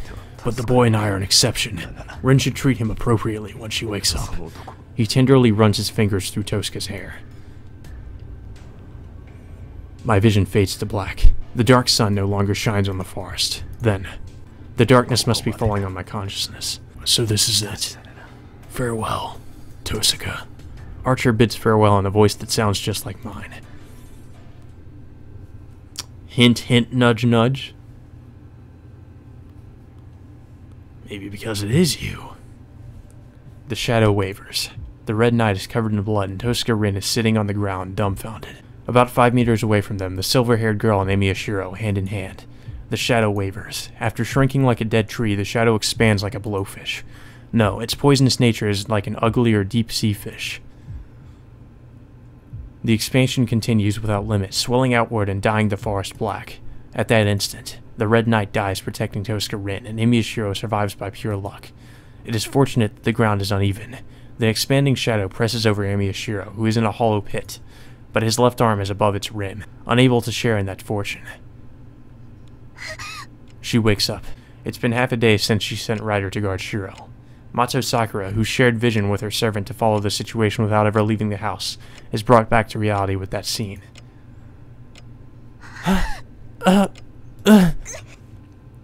She feels like vomiting. Her vision is blurred as if she had lost it, because she cut the shared vision off by force. Her body is sweating, and as soon as she breathes, what's in her stomach rises up to her throat. She runs into the dressing room. She's covering her mouth with her hands, and as soon as she gets to the sink, she vomits out everything in her stomach. She stands there with her head down, shoulders heaving. Her long hair flutters like a curtain, hiding her face from the mirror. No way. Senpai's arm. She recalls the nightmare. There's no mistake about the vision. Imiyashiro's left arm was swallowed by the shadow while protecting the silver-haired girl. It melted away without trace from the shoulder down. What have I... Sakura masochistically yells at herself for considering such a thing. She feels a chill and a strange uplift, not able to think about what happened and what she should do. All she knows is that she hates herself. She previously got the idea that if Imiyashiro were injured to a point where he wouldn't be able to go outside, he would not be in danger anymore. No, that was all wrong. Yes, she was wrong. It will not solve anything. Was it simply carelessness that made her wish for him to be hurt? Now he has been wounded, regardless of her wishes. Not a wound that will keep him indoors, but one that threatens his very life. There's no difference between the two. That's what it means to be injured. Why did she think that a misfortune to lose part of one's body is a good thing? The nausea does not go away. She does not stop vomiting, even after throwing up everything. Gastric juice and blood. She thinks that the sharp pain in her stomach and the scratch on her throat is like punishment to condemn her. And after a while, her nausea finally goes away when the gastric juice runs out, and she regains her composure. She breathes heavily. Her shoulders are moving up and down painfully. She puts her hands on the sink and tries to calm down, as if she's just finished running a marathon. But Senpai can't fight anymore. In a trance, she speaks her true feelings. A short murmur. Still breathing heavily, she raises her head. The figure in the mirror is crushed by a feeling of guilt. The apologetic expression is caused by her worry for Imiyashiro's well-being. She truly wishes for his safety. The mirror reflects a face with a crooked smile. Oh, no. I think you all can probably guess what is going on with Sakura. It's pretty obvious, considering she shares some sort of quote-unquote connection with the shadow. It's hot. I'm trapped in a sultry stone room. The heat radiating from my shoulder is like a plague of microscopic bugs eating my cells. My shoulder, the place where my arm used to be, is covered with honey, and ants are swarming on it so it looks like a carpet. It's hot. My body is burning from within. This isn't like a sultry stone room, but more like a sealed frying pan. I hear the sound of something burning and realize that I've been scorched black. It's hot. The heat melts my mind, leaving my body untouched. Slowly and fiercely, it burns through my genes as if trying to overwrite them. Is this nightmare finally coming to an end? It's hot. The hole is sealed so that the ants cannot escape. It's hot. It's hot. It's hot. It's hot. It's hot. It's hot. It's hot. It's hot. The hole in my shoulder. I don't know why, but my missing arm became a gateway, allowing the ants to flood into my body. And the entrance, the hole to let them out, is sealed with the flesh that's not mine. It's changing. It's changing to something I don't know. It's coming in. Knowledge I shouldn't have is flowing into me. It's his battle experience and battle information. This is his noble phantasm. It's not the pair of swords. Shikancho and Bakuya. Favoring the treasured swords made by an ancient blacksmith, he himself was a blacksmith heroic spirit. That's why he creates. He duplicates everything he sees and understands. No, it's not a duplication, but projection. A unique magic that reproduces the real thing using an image in the caster's mind. And the heat burning my mind tells me to manage this skill. And we see all the weapons every servant uses. Don't kid me. That's impossible. It won't fit. I don't know about protection. I'm not at that level yet. Cutting corners like this will destroy my body. First of all, I have my hands full with myself. I can't memorize or use someone else's ability. I don't have the needed power to begin with, and we're strangers with no connection, so there's no way it will become familiar with my body. No, I won't be able to bear it even if it becomes familiar with my body. You can't put time out of order or destroy the regularity. Even if you help me, I don't have the skills to handle it.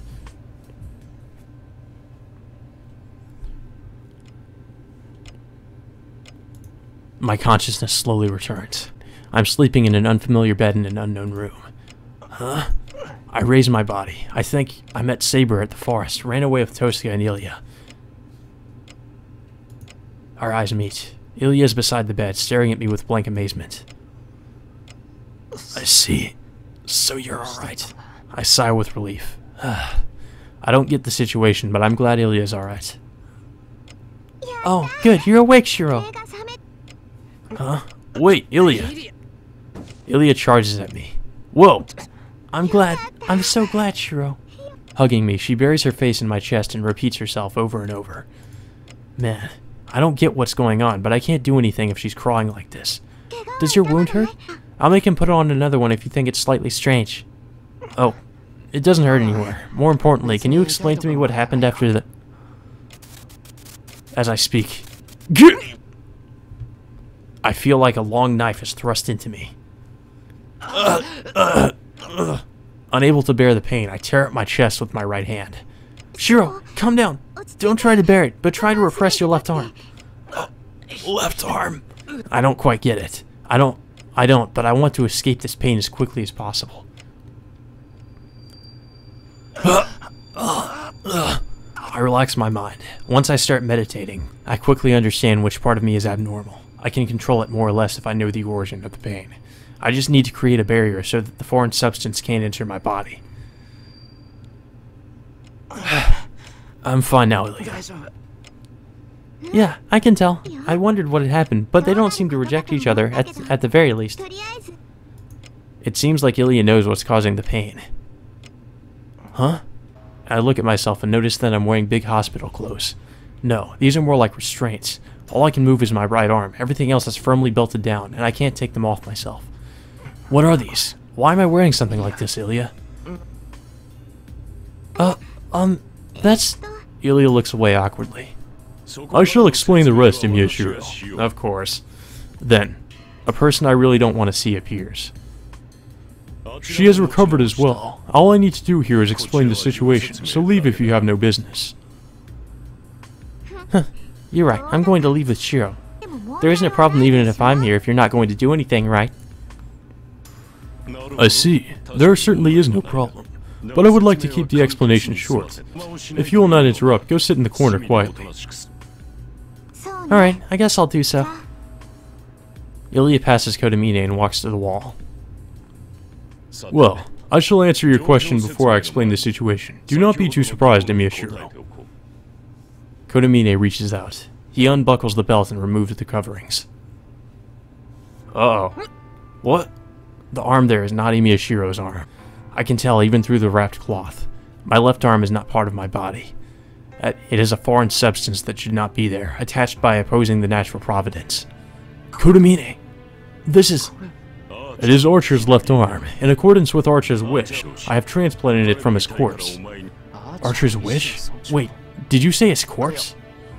He disappeared after the transplant was completed. He was almost dead when he was carried here, but surprisingly, he endured until the operation ended. It must be because of his capacity for independent action. Archer has been eliminated. Then the remaining servants are Zokin's assassin, Sakura's rider, and...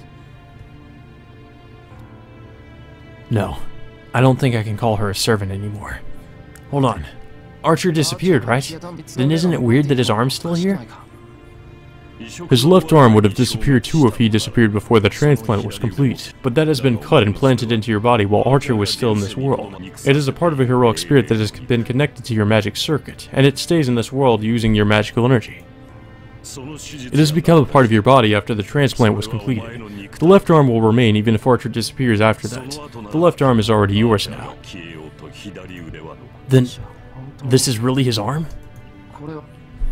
Yes, you two would have died in your conditions. Archer lost the core that anchored him to the world, while you lost your arm in a mortal wound. Fortunately, Archer did not have many physical wounds, so he saved your life by offering you his body. The left arm that melted. The heat that violated my mind, and this left arm that is not mine. Everything tells me that the event in the forest really did happen. I fell in that forest, and I was saved by Archer after that. But, is that even possible to transplant a servant's body onto a human's? It's possible just to connect them. Spiritual doctors are said to heal the soul and not the body. I guess this priest here is the real thing, in contrast to his looks. I accept your compliment, but this is nothing to celebrate. Joining two separate spiritual bodies is forbidden magic. It cannot succeed. Spiritual bodies, resurrection and restoration of souls are divine mysteries that cannot be handled with magic. That is why I thought I only succeeded in shape, and expected him to die of shock, but... Shiro and Archer are special cases. I found out earlier that he would pull through if the connection was made. Ilya looks away and lets her eyes wander sadly. Oh, well, I do not know why. All I know is that you two were suited for each other. I was surprised when I started the operation. Even twin brothers would not look this alike. Yep, and there's a pretty big reason for that. I flex my left arm to test his words. I don't feel anything. I don't even feel pain. It's like a lump of dead meat. It doesn't move, no matter what I do. It looks like a hand numbed by loss of circulation. The sensation of a part of my body not moving brings mental fear rather than physical pain. The left arm is just a piece of metal. One might feel constricted like this if one became a tin man. It doesn't move at all. Was the operation really successful? Do not wish for such an excessive thing. That is all I can do right after connecting it. It shall familiarize with your body in a few days. I told you earlier, but you two are compatible. At this rate, it should heal well enough to give you no trouble in leading an ordinary life. But be warned, I am only saying the magic circuits are compatible. No matter how suited you may be to his arm, this arm is the arm of a heroic spirit, something a human cannot handle. No, it is more like a weapon than an arm. It is powerful, but it will swallow you if you use it. Does that mean I'll self-destruct? Of course. If a human like you uses the arm of a heroic spirit, your body will be consumed by Archer's arm. No, the term blown away is more accurate.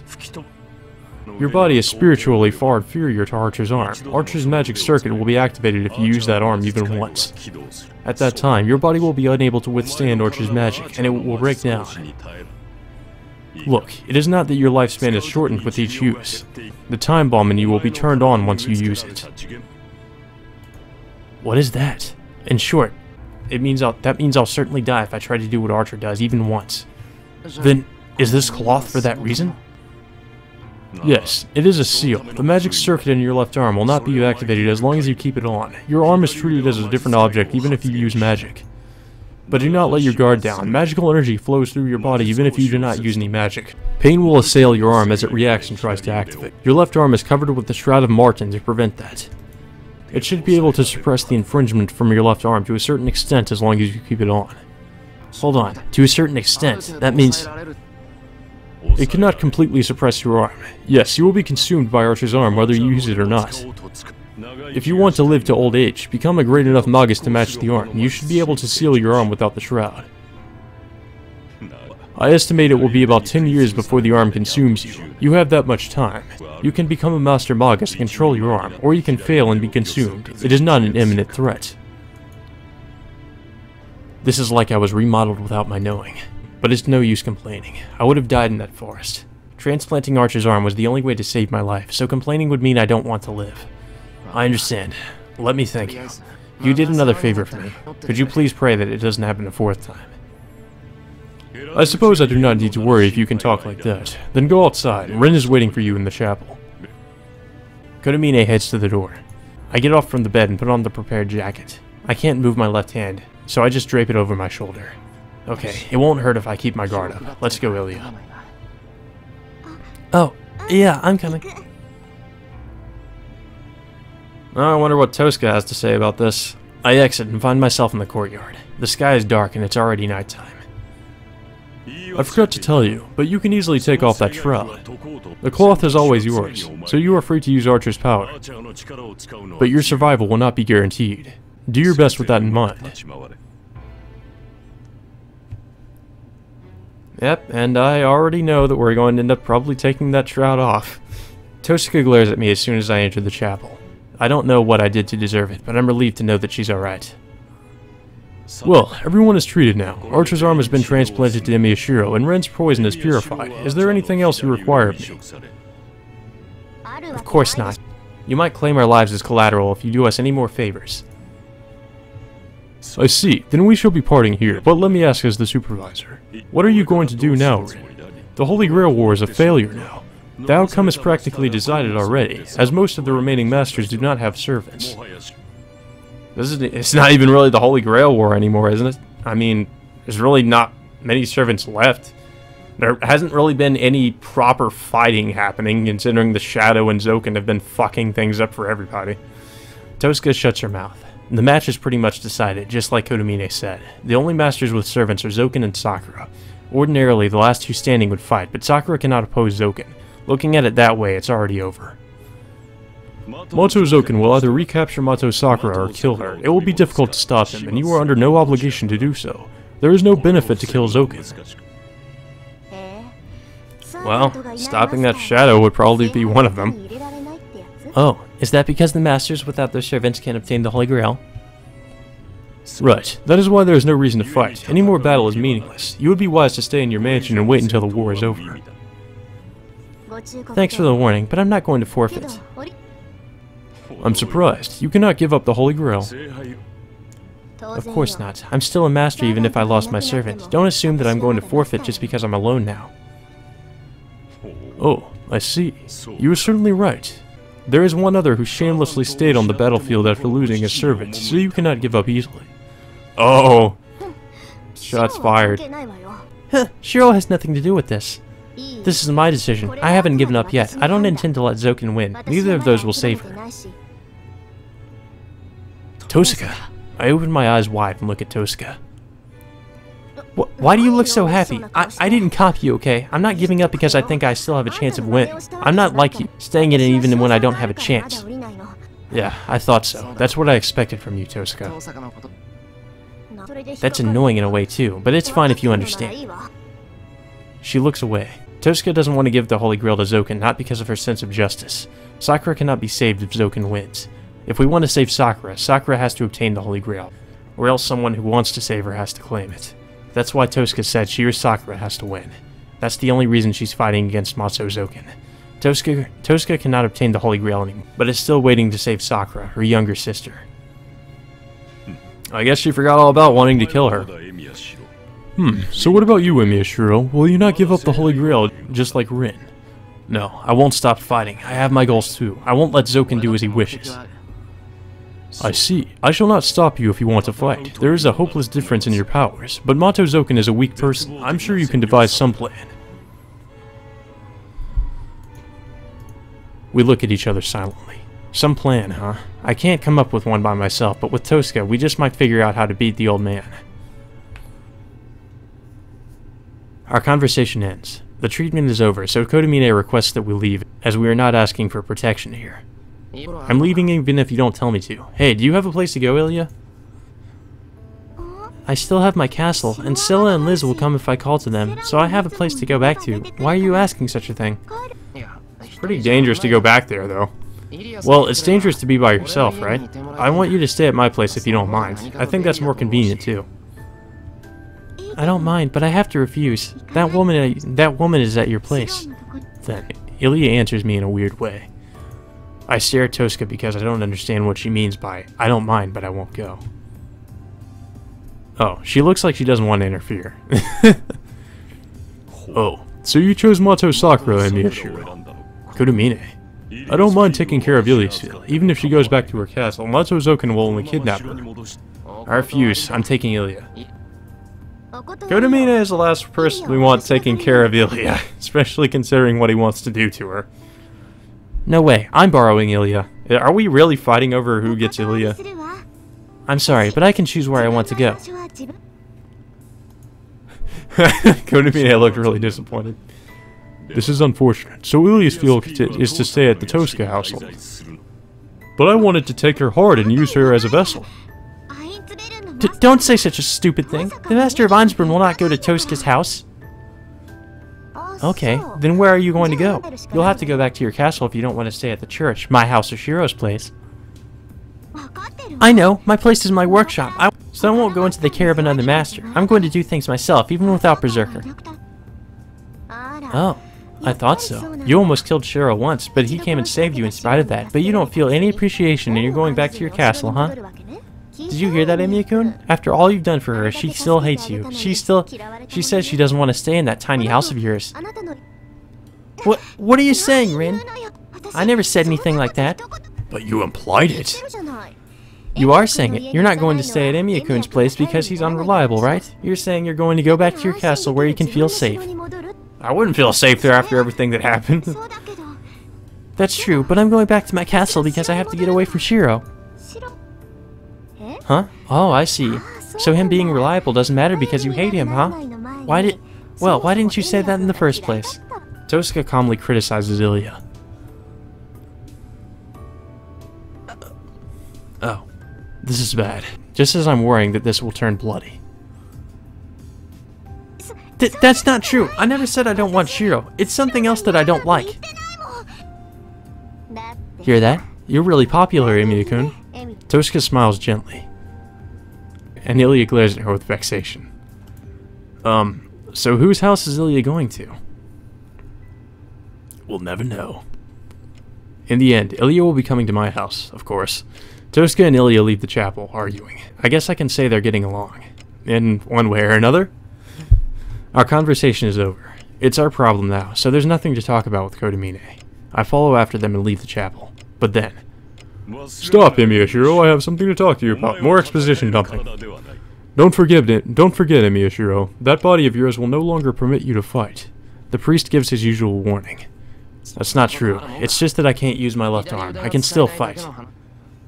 I see. By the way, how is Mato Sakura's condition? Sakura's condition? That's a bit unexpected. I thought he was going to make more sarcastic remarks, so why is he suddenly concerned about how Sakura's doing? What's going on? What good would it do for you to care about Sakura? It seems you do not understand. I'm talking about your body. Look, Emiya-shiro, your body is in critical condition, but Mato Sakura is carrying a more dangerous bomb. You will be safe if you do not fight, but she is breaking down with each passing second. That is why you cannot stop fighting, even though you know fighting will only bring you closer to death. Emiya-shiro has to fight if you were to save Mato Sakura, but now, fighting is like committing suicide for you. Therefore, you must understand that saving Mato Sakura means killing yourself. So what? That doesn't concern you at all. I chose to save Sakura. I won't back down on my oath, no matter what happens to my body. I see. A devotion to offer your life is beautiful.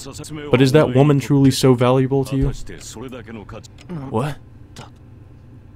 This is your last warning, Emiya-shiro. To save a life is to satisfy one's desire. If you would like to keep Mato Sakura alive, do not forget this until the very end. Well, we find ourselves in a pretty precarious situation either way, it seems. I go outside. Tosuke and Ilya are waiting for me there. Ilya is looking up at the sky, and Tosuke is glaring at me like she wants to complain. She's always doing that. You're late. What were you talking with Kirei about Shiro? Well, it was just his usual criticism. It was only like a minute. You're a minute late. I hate you now. More importantly, there's something that's on my mind, but I don't know if I should bring it up. Tosuke, are you calling me by my first name now? Fine. We're short on time, so I'll get right to the point. This is a serious matter, and we don't have much chance of winning if we go our separate ways. I'll forgive you for what you did yesterday, so you'd better be grateful. Her manner is pompous, but her words are even more so. It's hard to understand, but what Tosuke wants to say is... Tosuke, does that mean... Yeah, I'm saying we can cooperate. First of all, you're unreliable. We're both out to defeat Zoken, so I can cooperate with you. Tosuke continues angrily. It feels like I'm hit in the head with a hammer. The sudden request is a great fortune. Oh, thank you. I owe you, Tosuke. There's no greater help than having you on my side. What the fuck? I take Tosuke's hand and shake it up and down. This is troubling. I know I'm being too happy, but I can't stop myself. Hey, I understand. You don't have to thank me, so hold on. Tosuke retreats quickly. Then, I don't know why, but she looks at my left arm. Let me ask you beforehand. You do know whose arm that is, right? I nod, since it's a matter of course. Tosuke then takes a deep breath. Then you're my servant from now on, Shiro. Oh no, no, no. You were saved thanks to my servant, so that's natural, right? And makes a ridiculous demand. What? What? I'm really lost. I try to figure out what Tosca means. What are you saying? It's stupid to claim his ownership just because of something like that.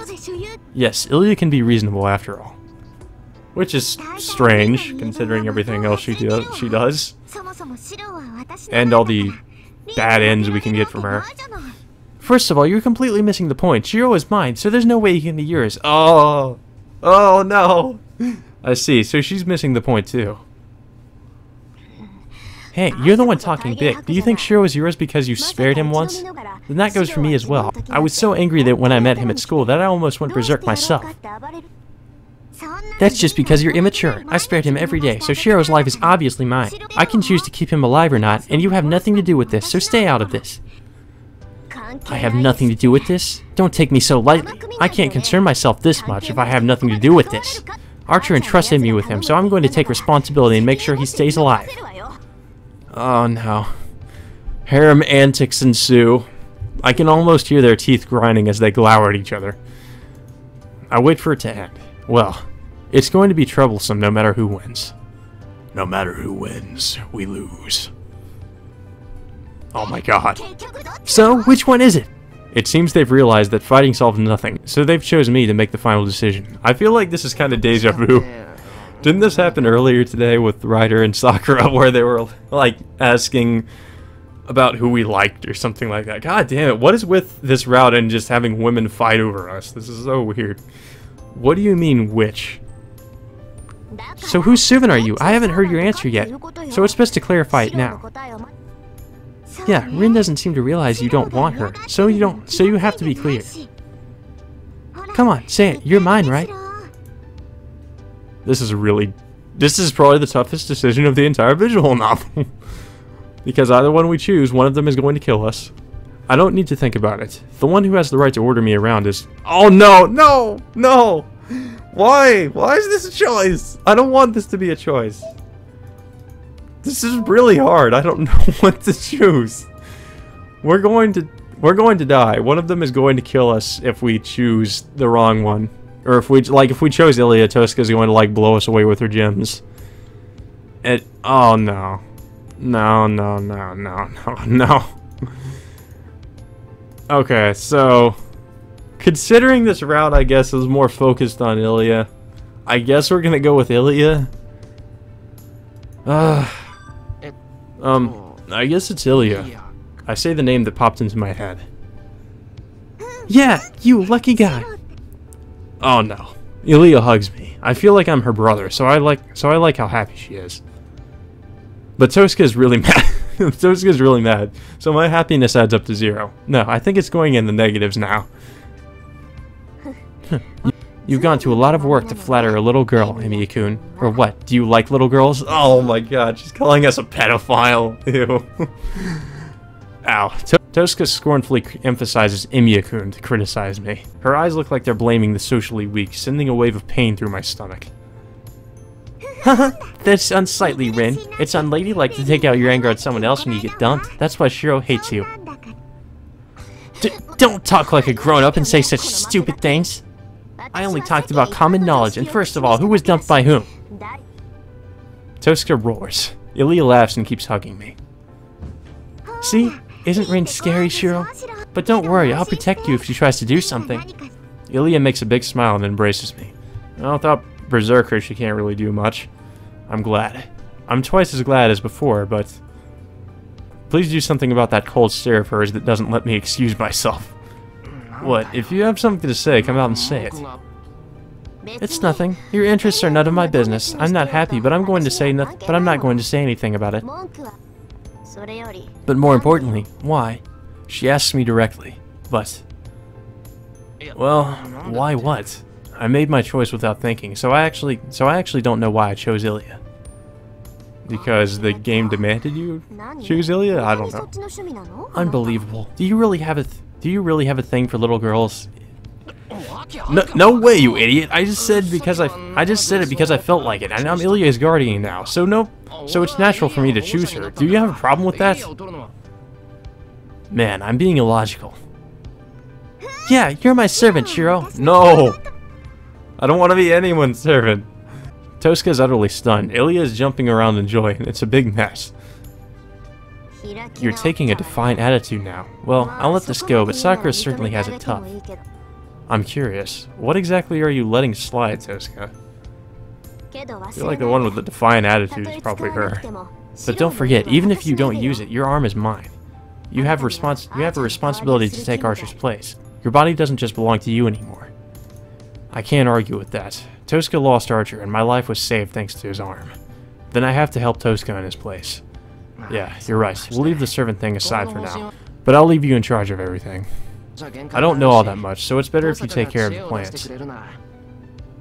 That's right, I'm in charge of thinking, and you're in charge of execution. We're cooperating, so I'll make sure you work hard. That's right. Regardless of how it happened, my left arm has been replaced by Archer's. But Archer disappeared without completing his contract with Tosca. It's only right that I succeed the promise he could not fulfill.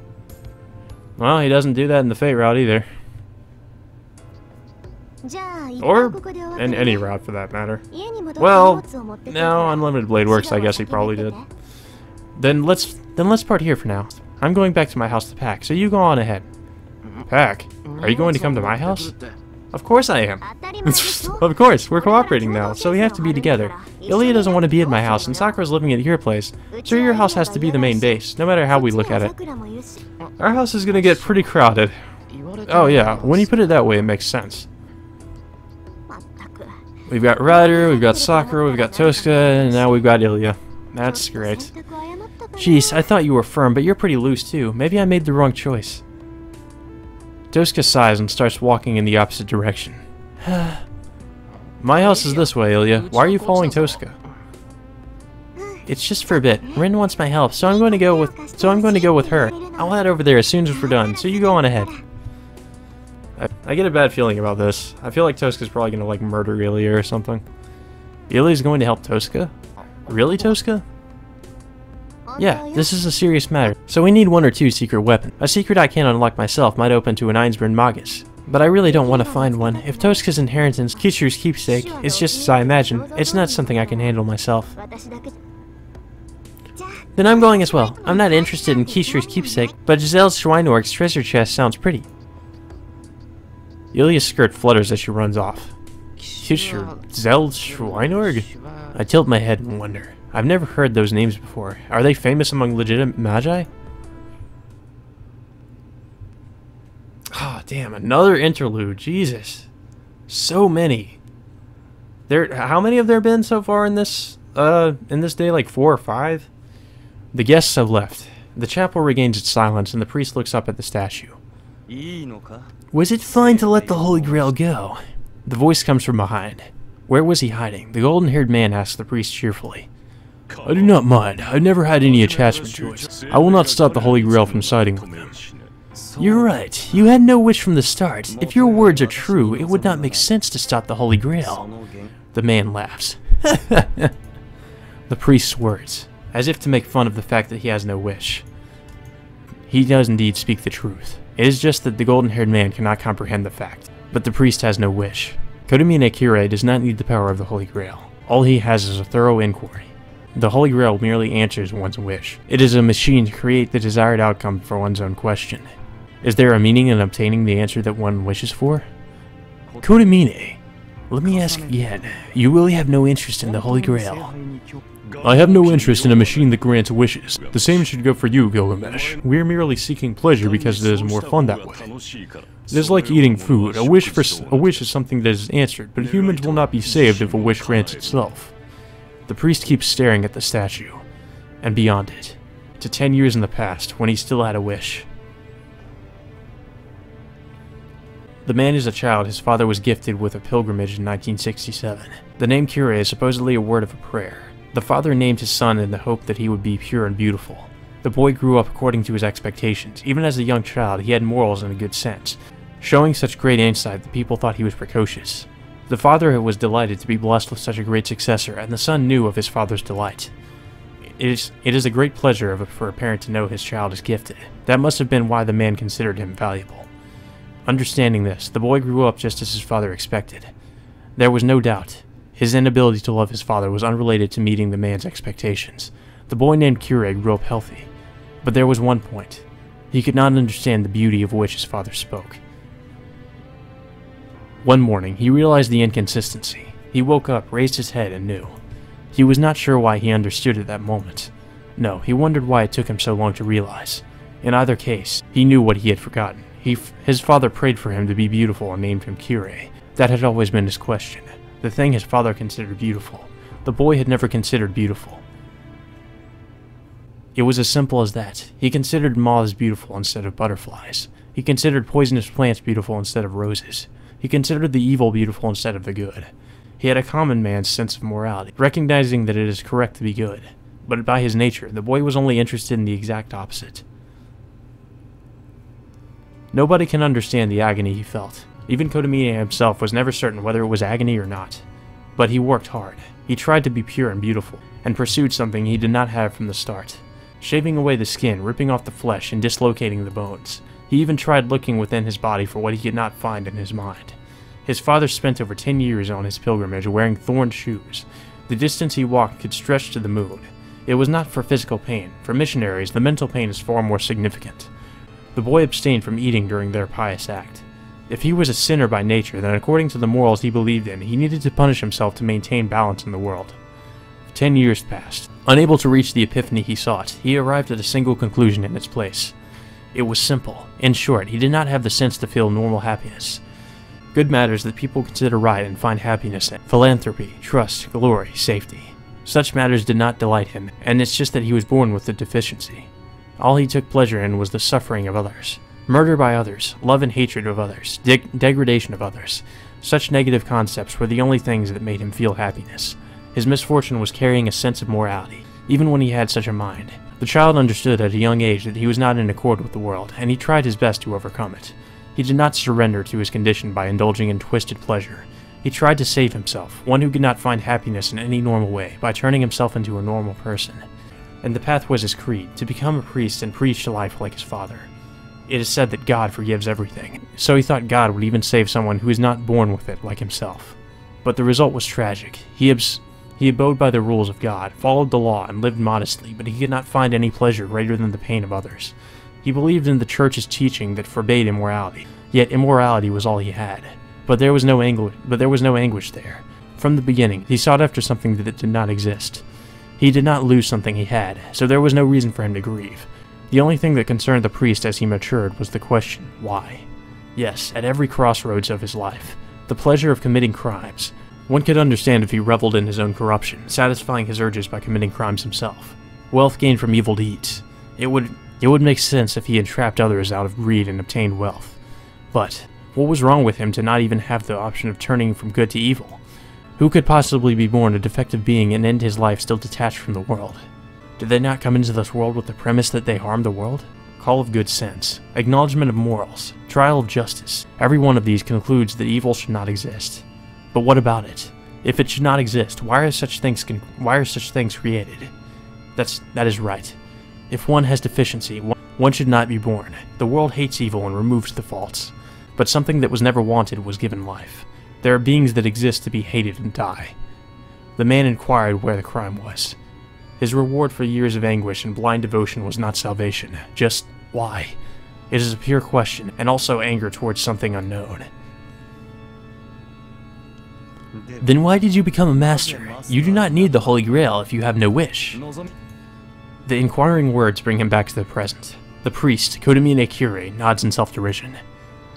I did not need the Holy Grail. I was just interested in what was inside it. I sought the Holy Grail 10 years ago because it tried to exist. No matter what it may be, I bless anything that tries to come into existence. That is my job. Huh. Is that the case even if you have no interest in what is born?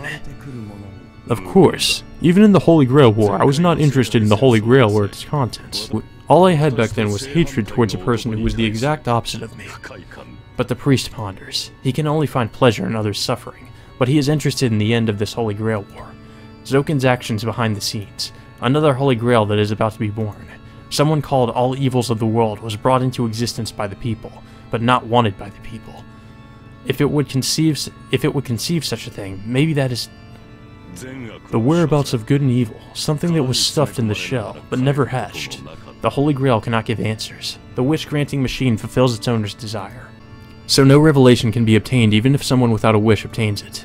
But what if I do not ask for answers, but instead create something from the Holy Grail that can give the answer? What? The man narrows his eyes. The priest is smiling in front of the statue. Kodamine. The smile is that of a dying woman. That expression is worn by a man with no interest or desire. The answer should come soon, if this question is a blasphemy to God. His eyes aren't showing joy. The priest, like an angel that fell to the ground. I shall pledge before God. With all my might, I shall question the Lord even unto death. Looks up at the distant sky with cursing eyes. Kodamine is planning something, although when is he not? I trudge up the hill. The town is unlively. It's still 8 or 9 o'clock, but the town is desolate and devoid of any human presence.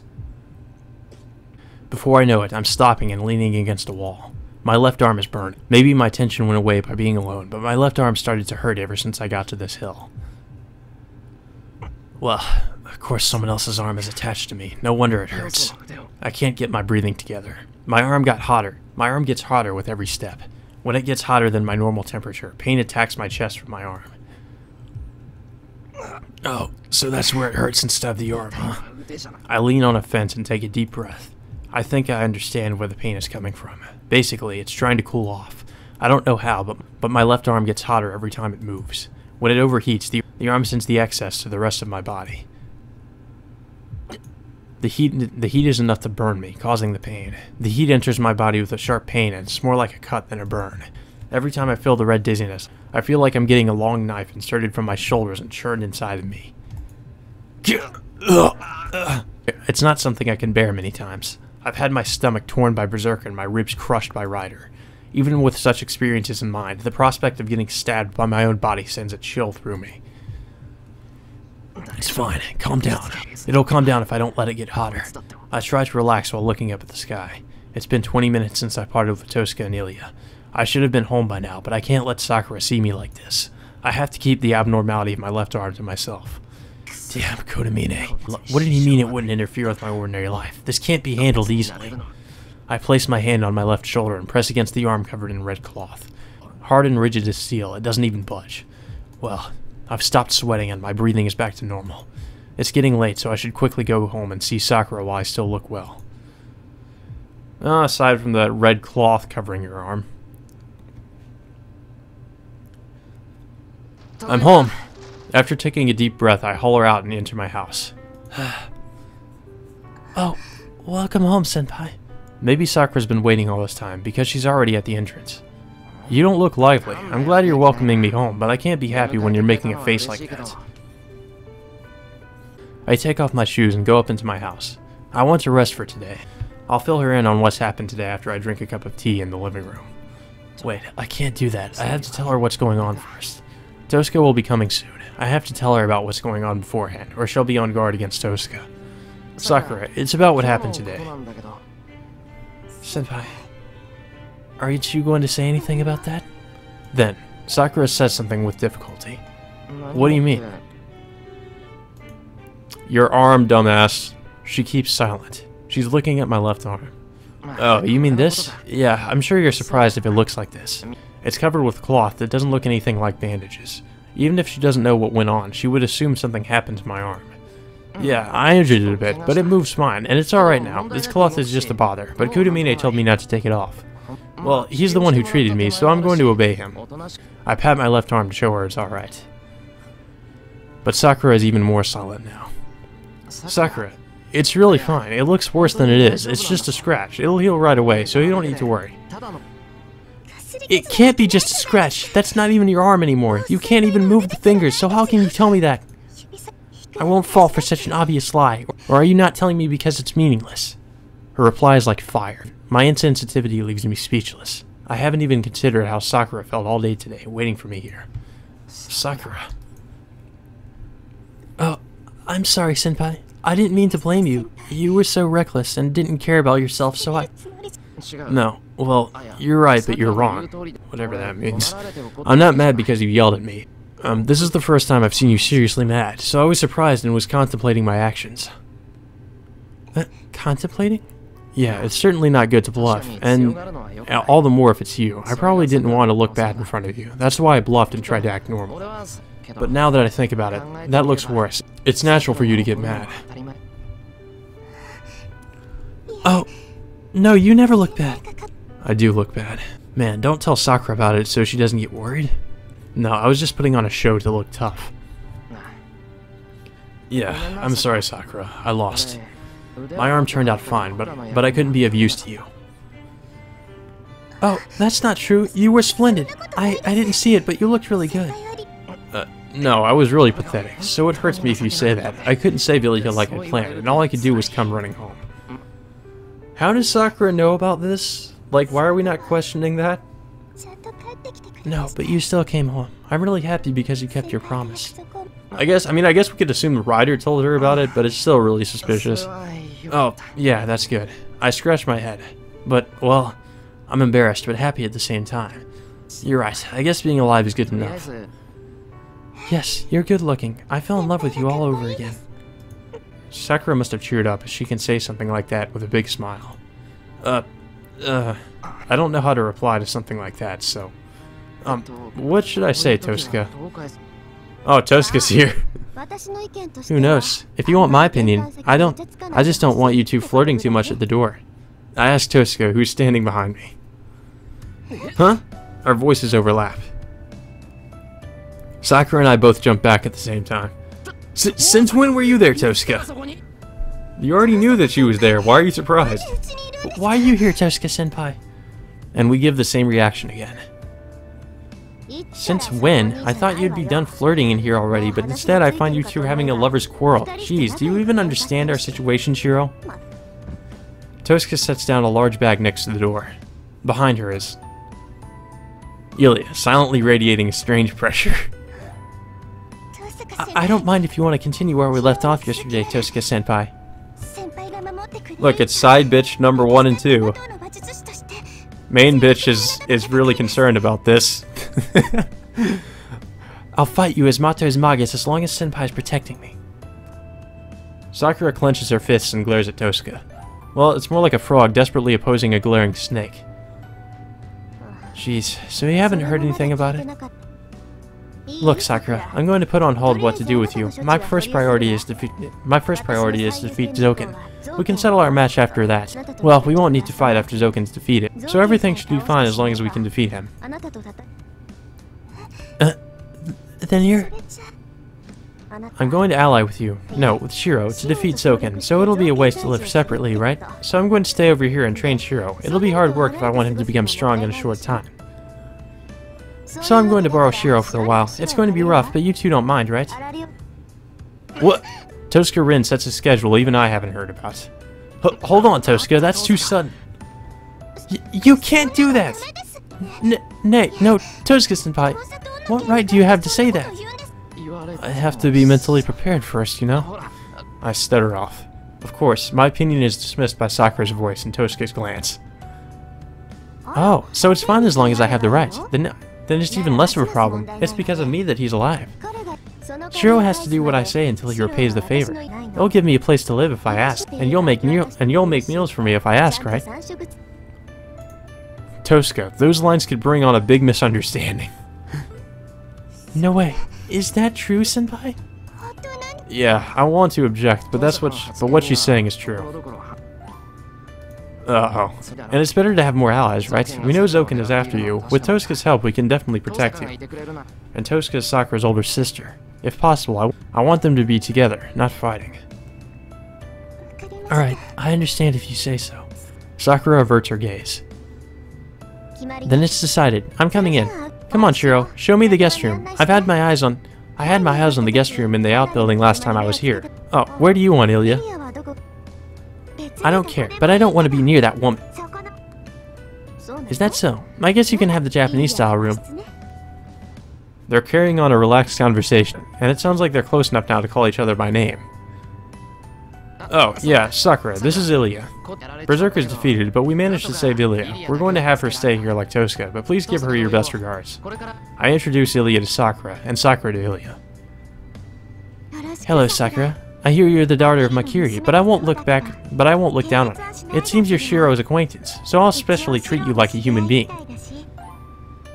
You're right, then I'll act like you do. That's the entirety of their introduction. Ilya follows after Tosca to the living room, and... Getting real tired of your shit, Shiro. Sakura watches her go with cold eyes. Please don't do another interlude. Thank you. God damn it. Dinner commenced like a storm. No, it's misleading to use the word storm. It was more like a calm wind. Since there was no wind, I didn't feel the passage of time, and dinner ended like that. The atmosphere was painfully tense. I'll cook dinner. It's like having soba to celebrate a move. Tosca made dinner by herself after that. I hate to say it, but it tasted better than mine. Sakura might just be even with her in Western food, her specialty. You're good at cooking, Tosca-senpai. Sakura was torn apart in shock, and she started eating silently. I couldn't do anything extra because I was worried about things like Tosca's food. The fact that I'm eating Tosca's handmade meal, Sakura's dejection, Ilya's tension, and Sakura's tension. As a result, I couldn't taste how good Tosca's meal was. I was just made to realize how perfect Tosca is throughout the hour. So, I need to prepare my room, so I'm heading off. I'll give you the details tomorrow morning, so you should rest for tonight. Tosca even washes the dishes perfectly, then heads out. She's like the perfect housewife. I'm going to my room too. Everyone who went to the forest is tired, so your body won't last unless you get some sleep. There must be an insinuating remark to Sakura, who stayed at this house today. Ilya speaks without looking at Sakura and gets up. Man, what's with her? Tosca is just as expected, but Ilya's acting strange. She's acting as cold towards Sakura as she did towards me the first time we met. Why is Ilya so aggressive towards Sakura? Do the Ainsburn and Makuria families not get along? According to Kodamine, Ainsburn, Makuria, and Tosca are noble families of Magi who started the Holy Grail War. It seems the Ainsburns were the highest rank, so from her point of view, Tosca and Sakura must be below her. Man, don't misunderstand, okay? Ilya's saying that because she's moody, but you'll get along with her if you start talking to her. She's just really shy. Sakura doesn't reply. She shakes her head back and forth and gradually starts falling back. Sakura! I grab her shoulders to stop the fall. Huh? Senpai, why the scary face? Sakura hasn't noticed. She looks at me like nothing has happened, completely oblivious to her near collapse. No, it's nothing much. I let go of her. Oh, that must be why she noticed. I'm sorry. I fell asleep because I'm a bit tired. Tired, quote unquote. She apologizes for something she doesn't know about. Well, it's only been a day. You should rest. You should rest too. Let's listen to Tosca and sleep for today. We don't have to push ourselves to stay up. You're right. I'll gladly go with that idea. I'll be up and well tomorrow if I get a good night's sleep. I'll cook breakfast tomorrow since Tosca-senpai treated us tonight. I'm going to get back at her by cooking breakfast you trained me in. Sakura smiles jokingly and gets up. She looks to be standing steadily. It won't change anything to follow her to the guest room. Sakura seems well, so I have to believe in her. Yeah, take Tosca down a peg. You're our last hope. We're cornered unless we can strike back here. Please leave it to me. I'll make sure to give her a punch. I'm glad I can count on you. I'll give you what little help I can. We'll sleep early today and meet in the kitchen at 6 o'clock tomorrow. Is that fine? Yes, I'll be waiting, senpai. Sakura bows and heads to the porch. Then, senpai, please don't tell Nason about what happened earlier. Sakura speaks in a tense voice without turning around. I know. You just fell asleep, so it's nothing to tell Tosca. Okay. Good night, senpai. She closes the shoji. Sakura leaves without turning around. She must have been talking about the fact that she almost collapsed. Sakura hasn't recovered as much as she thinks. Kodamine said she won't last more than a few days. Even ignoring what Zoken will do to her, she is unstable. That's why Sakura's trying to act fine, as if telling us that she's alright, and we don't need to worry about her. Nason, huh? Sakura says that word only when she's alone with me, and only when she's feeling faint-hearted. Sakura calls Tosca Nason when she can't suppress her cries for help. That their complicated upbringing created a wall between them. They may be able to return to being normal sisters if that wall is destroyed. That might be best. That might be the best thing I can do for Sakura right now. Yeah, they're acting awkward, but they show some hope. This situation was dumped into our laps, but it may be a good opportunity as well.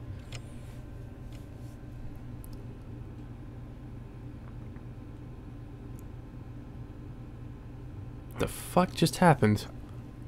So hot. I wake up. My pajamas are drenched in sweat, and my futon is kicked away. I wipe my forehead and feel that it's wet with sweat. I can't think straight. My brain might be fried from the midsummer-like heat. I can't figure out what time it is or where I am, no matter how hard I think.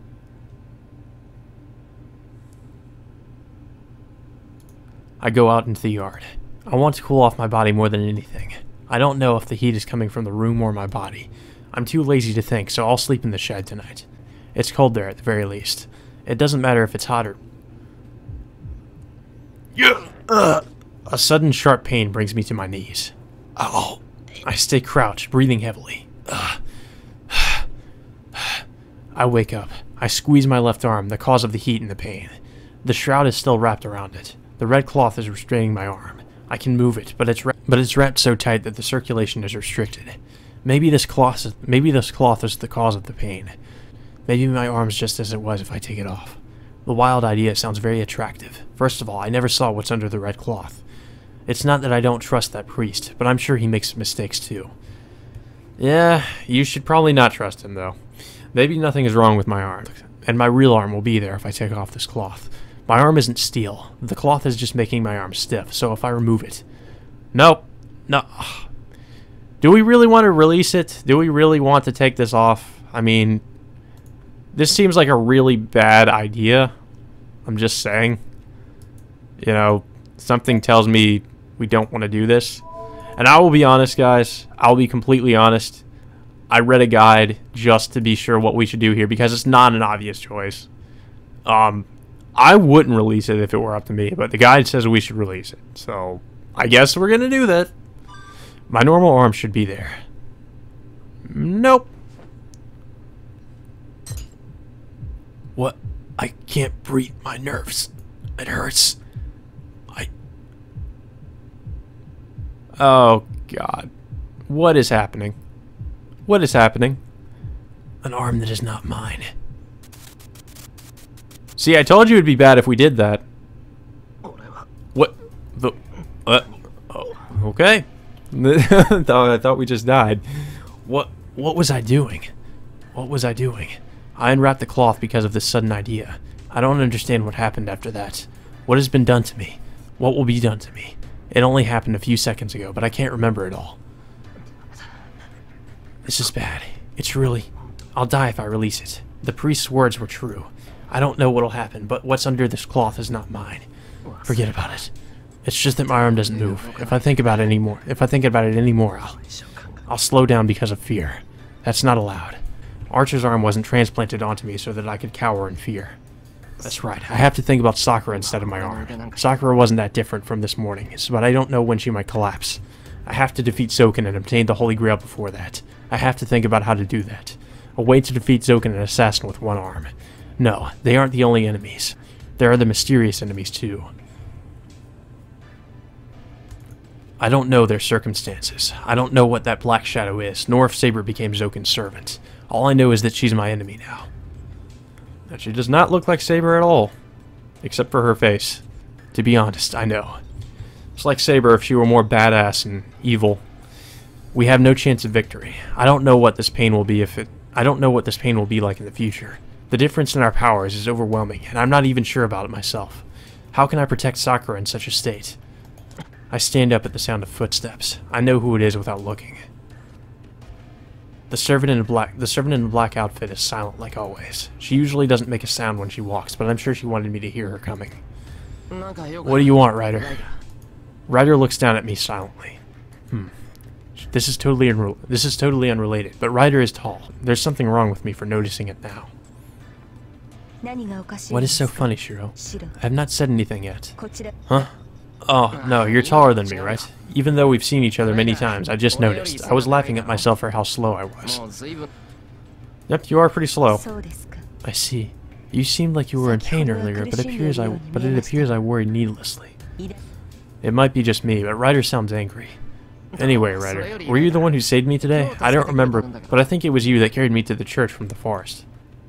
Yes, it was me. Sakura told me to protect you. I only obeyed her order as a servant. So that's how she knows. I see. That was a big help, but that means Sakura used magical energy to use you, right? Then... Yes, there's now even less of her scarcely remaining magical energy. I will consume Sakura if she uses me like she did today.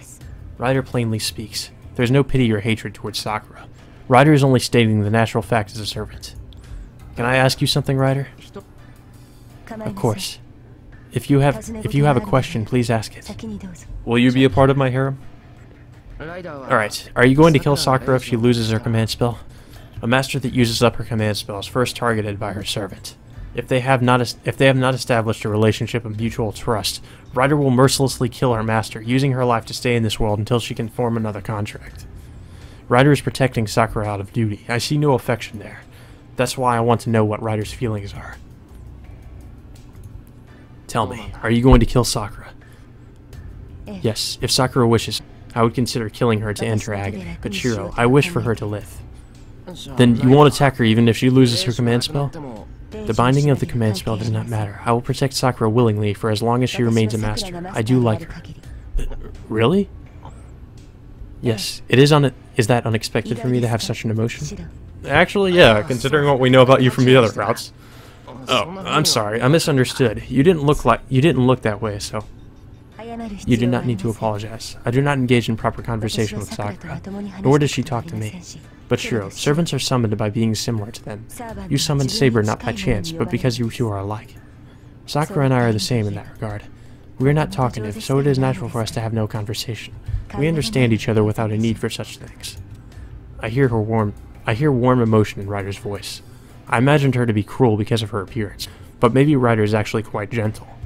I see. Yeah, that's great. I'm glad you're on Sakura's side. I see. Then it is my turn. Shiro, do you know what Sakura endured since she was adopted into the Makiri family? There's no way I know. Well, Kodamine told me what kind of things she went through. I don't know, so I don't think I can say anything about it, nor should I mention it. Yes, I'm a Magus, and I know what kind of a person Zokin is. It's easy to imagine what happened, and my imagination should be close to reality. But I should not easily mention that I understand. I thought as much. Sakura did her utmost to hide it from you. I would have killed you if you had claimed to understand. Is that for Sakura's sake? Yes, but it seems such measures were unnecessary. You are inexperienced and clumsy, but what is at your core is something trustworthy. That must be why you are a salvation for Sakura. For a long time, Sakura knew only resignation. She did not feel pain or suffering, but accepted everything as it was, day after day. But she changed after meeting you, Shiro. You made her regain the emotions she had lost. The biggest emotions she regained were pain and suffering, but she only had resignation before, and you were the only salvation for her. I don't really know what Ryder's trying to say. I cannot understand what Sakura has been through, so I don't know why she likes me. But Ryder's words are true because she shares her feelings with Sakura, her master. As if speaking for Sakura, Ryder quietly states, Shiro, you said you will make Sakura happy, but for her, these 2 years were happiness itself. With quiet sorrow and appreciation, that is all I wanted to ask you. Happiness for Sakura is to have you alive and for you to be by her side. There is nothing else she wishes for. Ryder presses the question for me through her blindfolds, asking me if I understand what that means. For Mato Sakura, the fact that Emiya Shiro is fighting threatens her happiness, so Ryder is condemning me for what I'm planning to do with my body. But I tightly grasp my stiff left arm. If I can fight with one arm, I should. I swore to save Sakura. I chose to fight for Sakura, and not stop the war. So if I stop fighting now, I'll be nobody. Silence falls. Ryder is silent, and I have no reply. How long has it been? Are you on Sakura's side, Shiro? No matter what may happen in the future? I don't even need to think about Ryder's question. Emiya Shiro chose to be Mato Sakura's ally. Then I should nod without hesitation.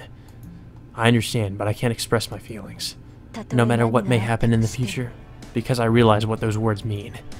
Fair enough. You do not need to push yourself here, as the answer will eventually come to you. You should be prepared for when that time comes. And it's coming pretty soon. Ryder leaves as if melting into the night. I watch her disappear, then look up at the sky. Damn. Yes, I couldn't answer her because I realized. The mysterious shadow, the unstable left arm, the ideal I sought for years, then threw away. Everything is telling me that once I obtain the Holy Grail, I can make any wish come true. But my wish to provide Sakura happiness is an illusion that can never become reality. Well, that's, I guess we're gonna end that on an ominous note. Holy shit. The interlude is red now. I see a dream inside the breeding box. Egg shell, black yolk. There's no memory of the sea of love. Reaching the placenta. The line does not exist from the beginning. Labor expulsion is not allowed and is melted into love. There's no memory of miscarriage. What in the fuck? Swaying as I walk, wavering brain is empty, and the grinding intention is forgotten. Oh man, that breathing makes it worse. Shivering and trembling. I don't know if you guys will be able to hear, but there's some, like, you can hear, like, heavy breathing going on as this scene is happening. It's kind of unsettling. The dried limbs are like paper balloons. I find it kind of interesting how this route is definitely more horror-oriented than any of the other routes. Rolling across the ground. Floating comes after maturing.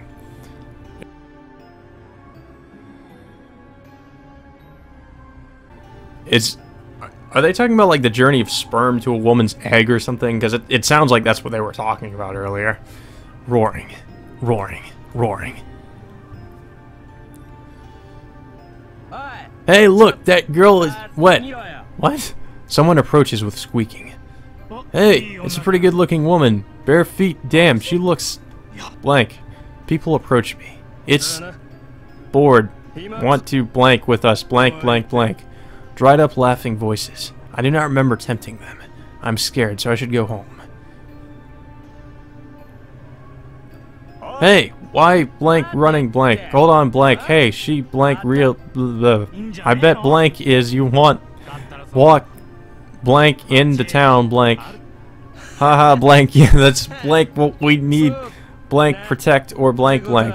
Agreed blank to protect blank people blank I blank something. That's literally how this is written.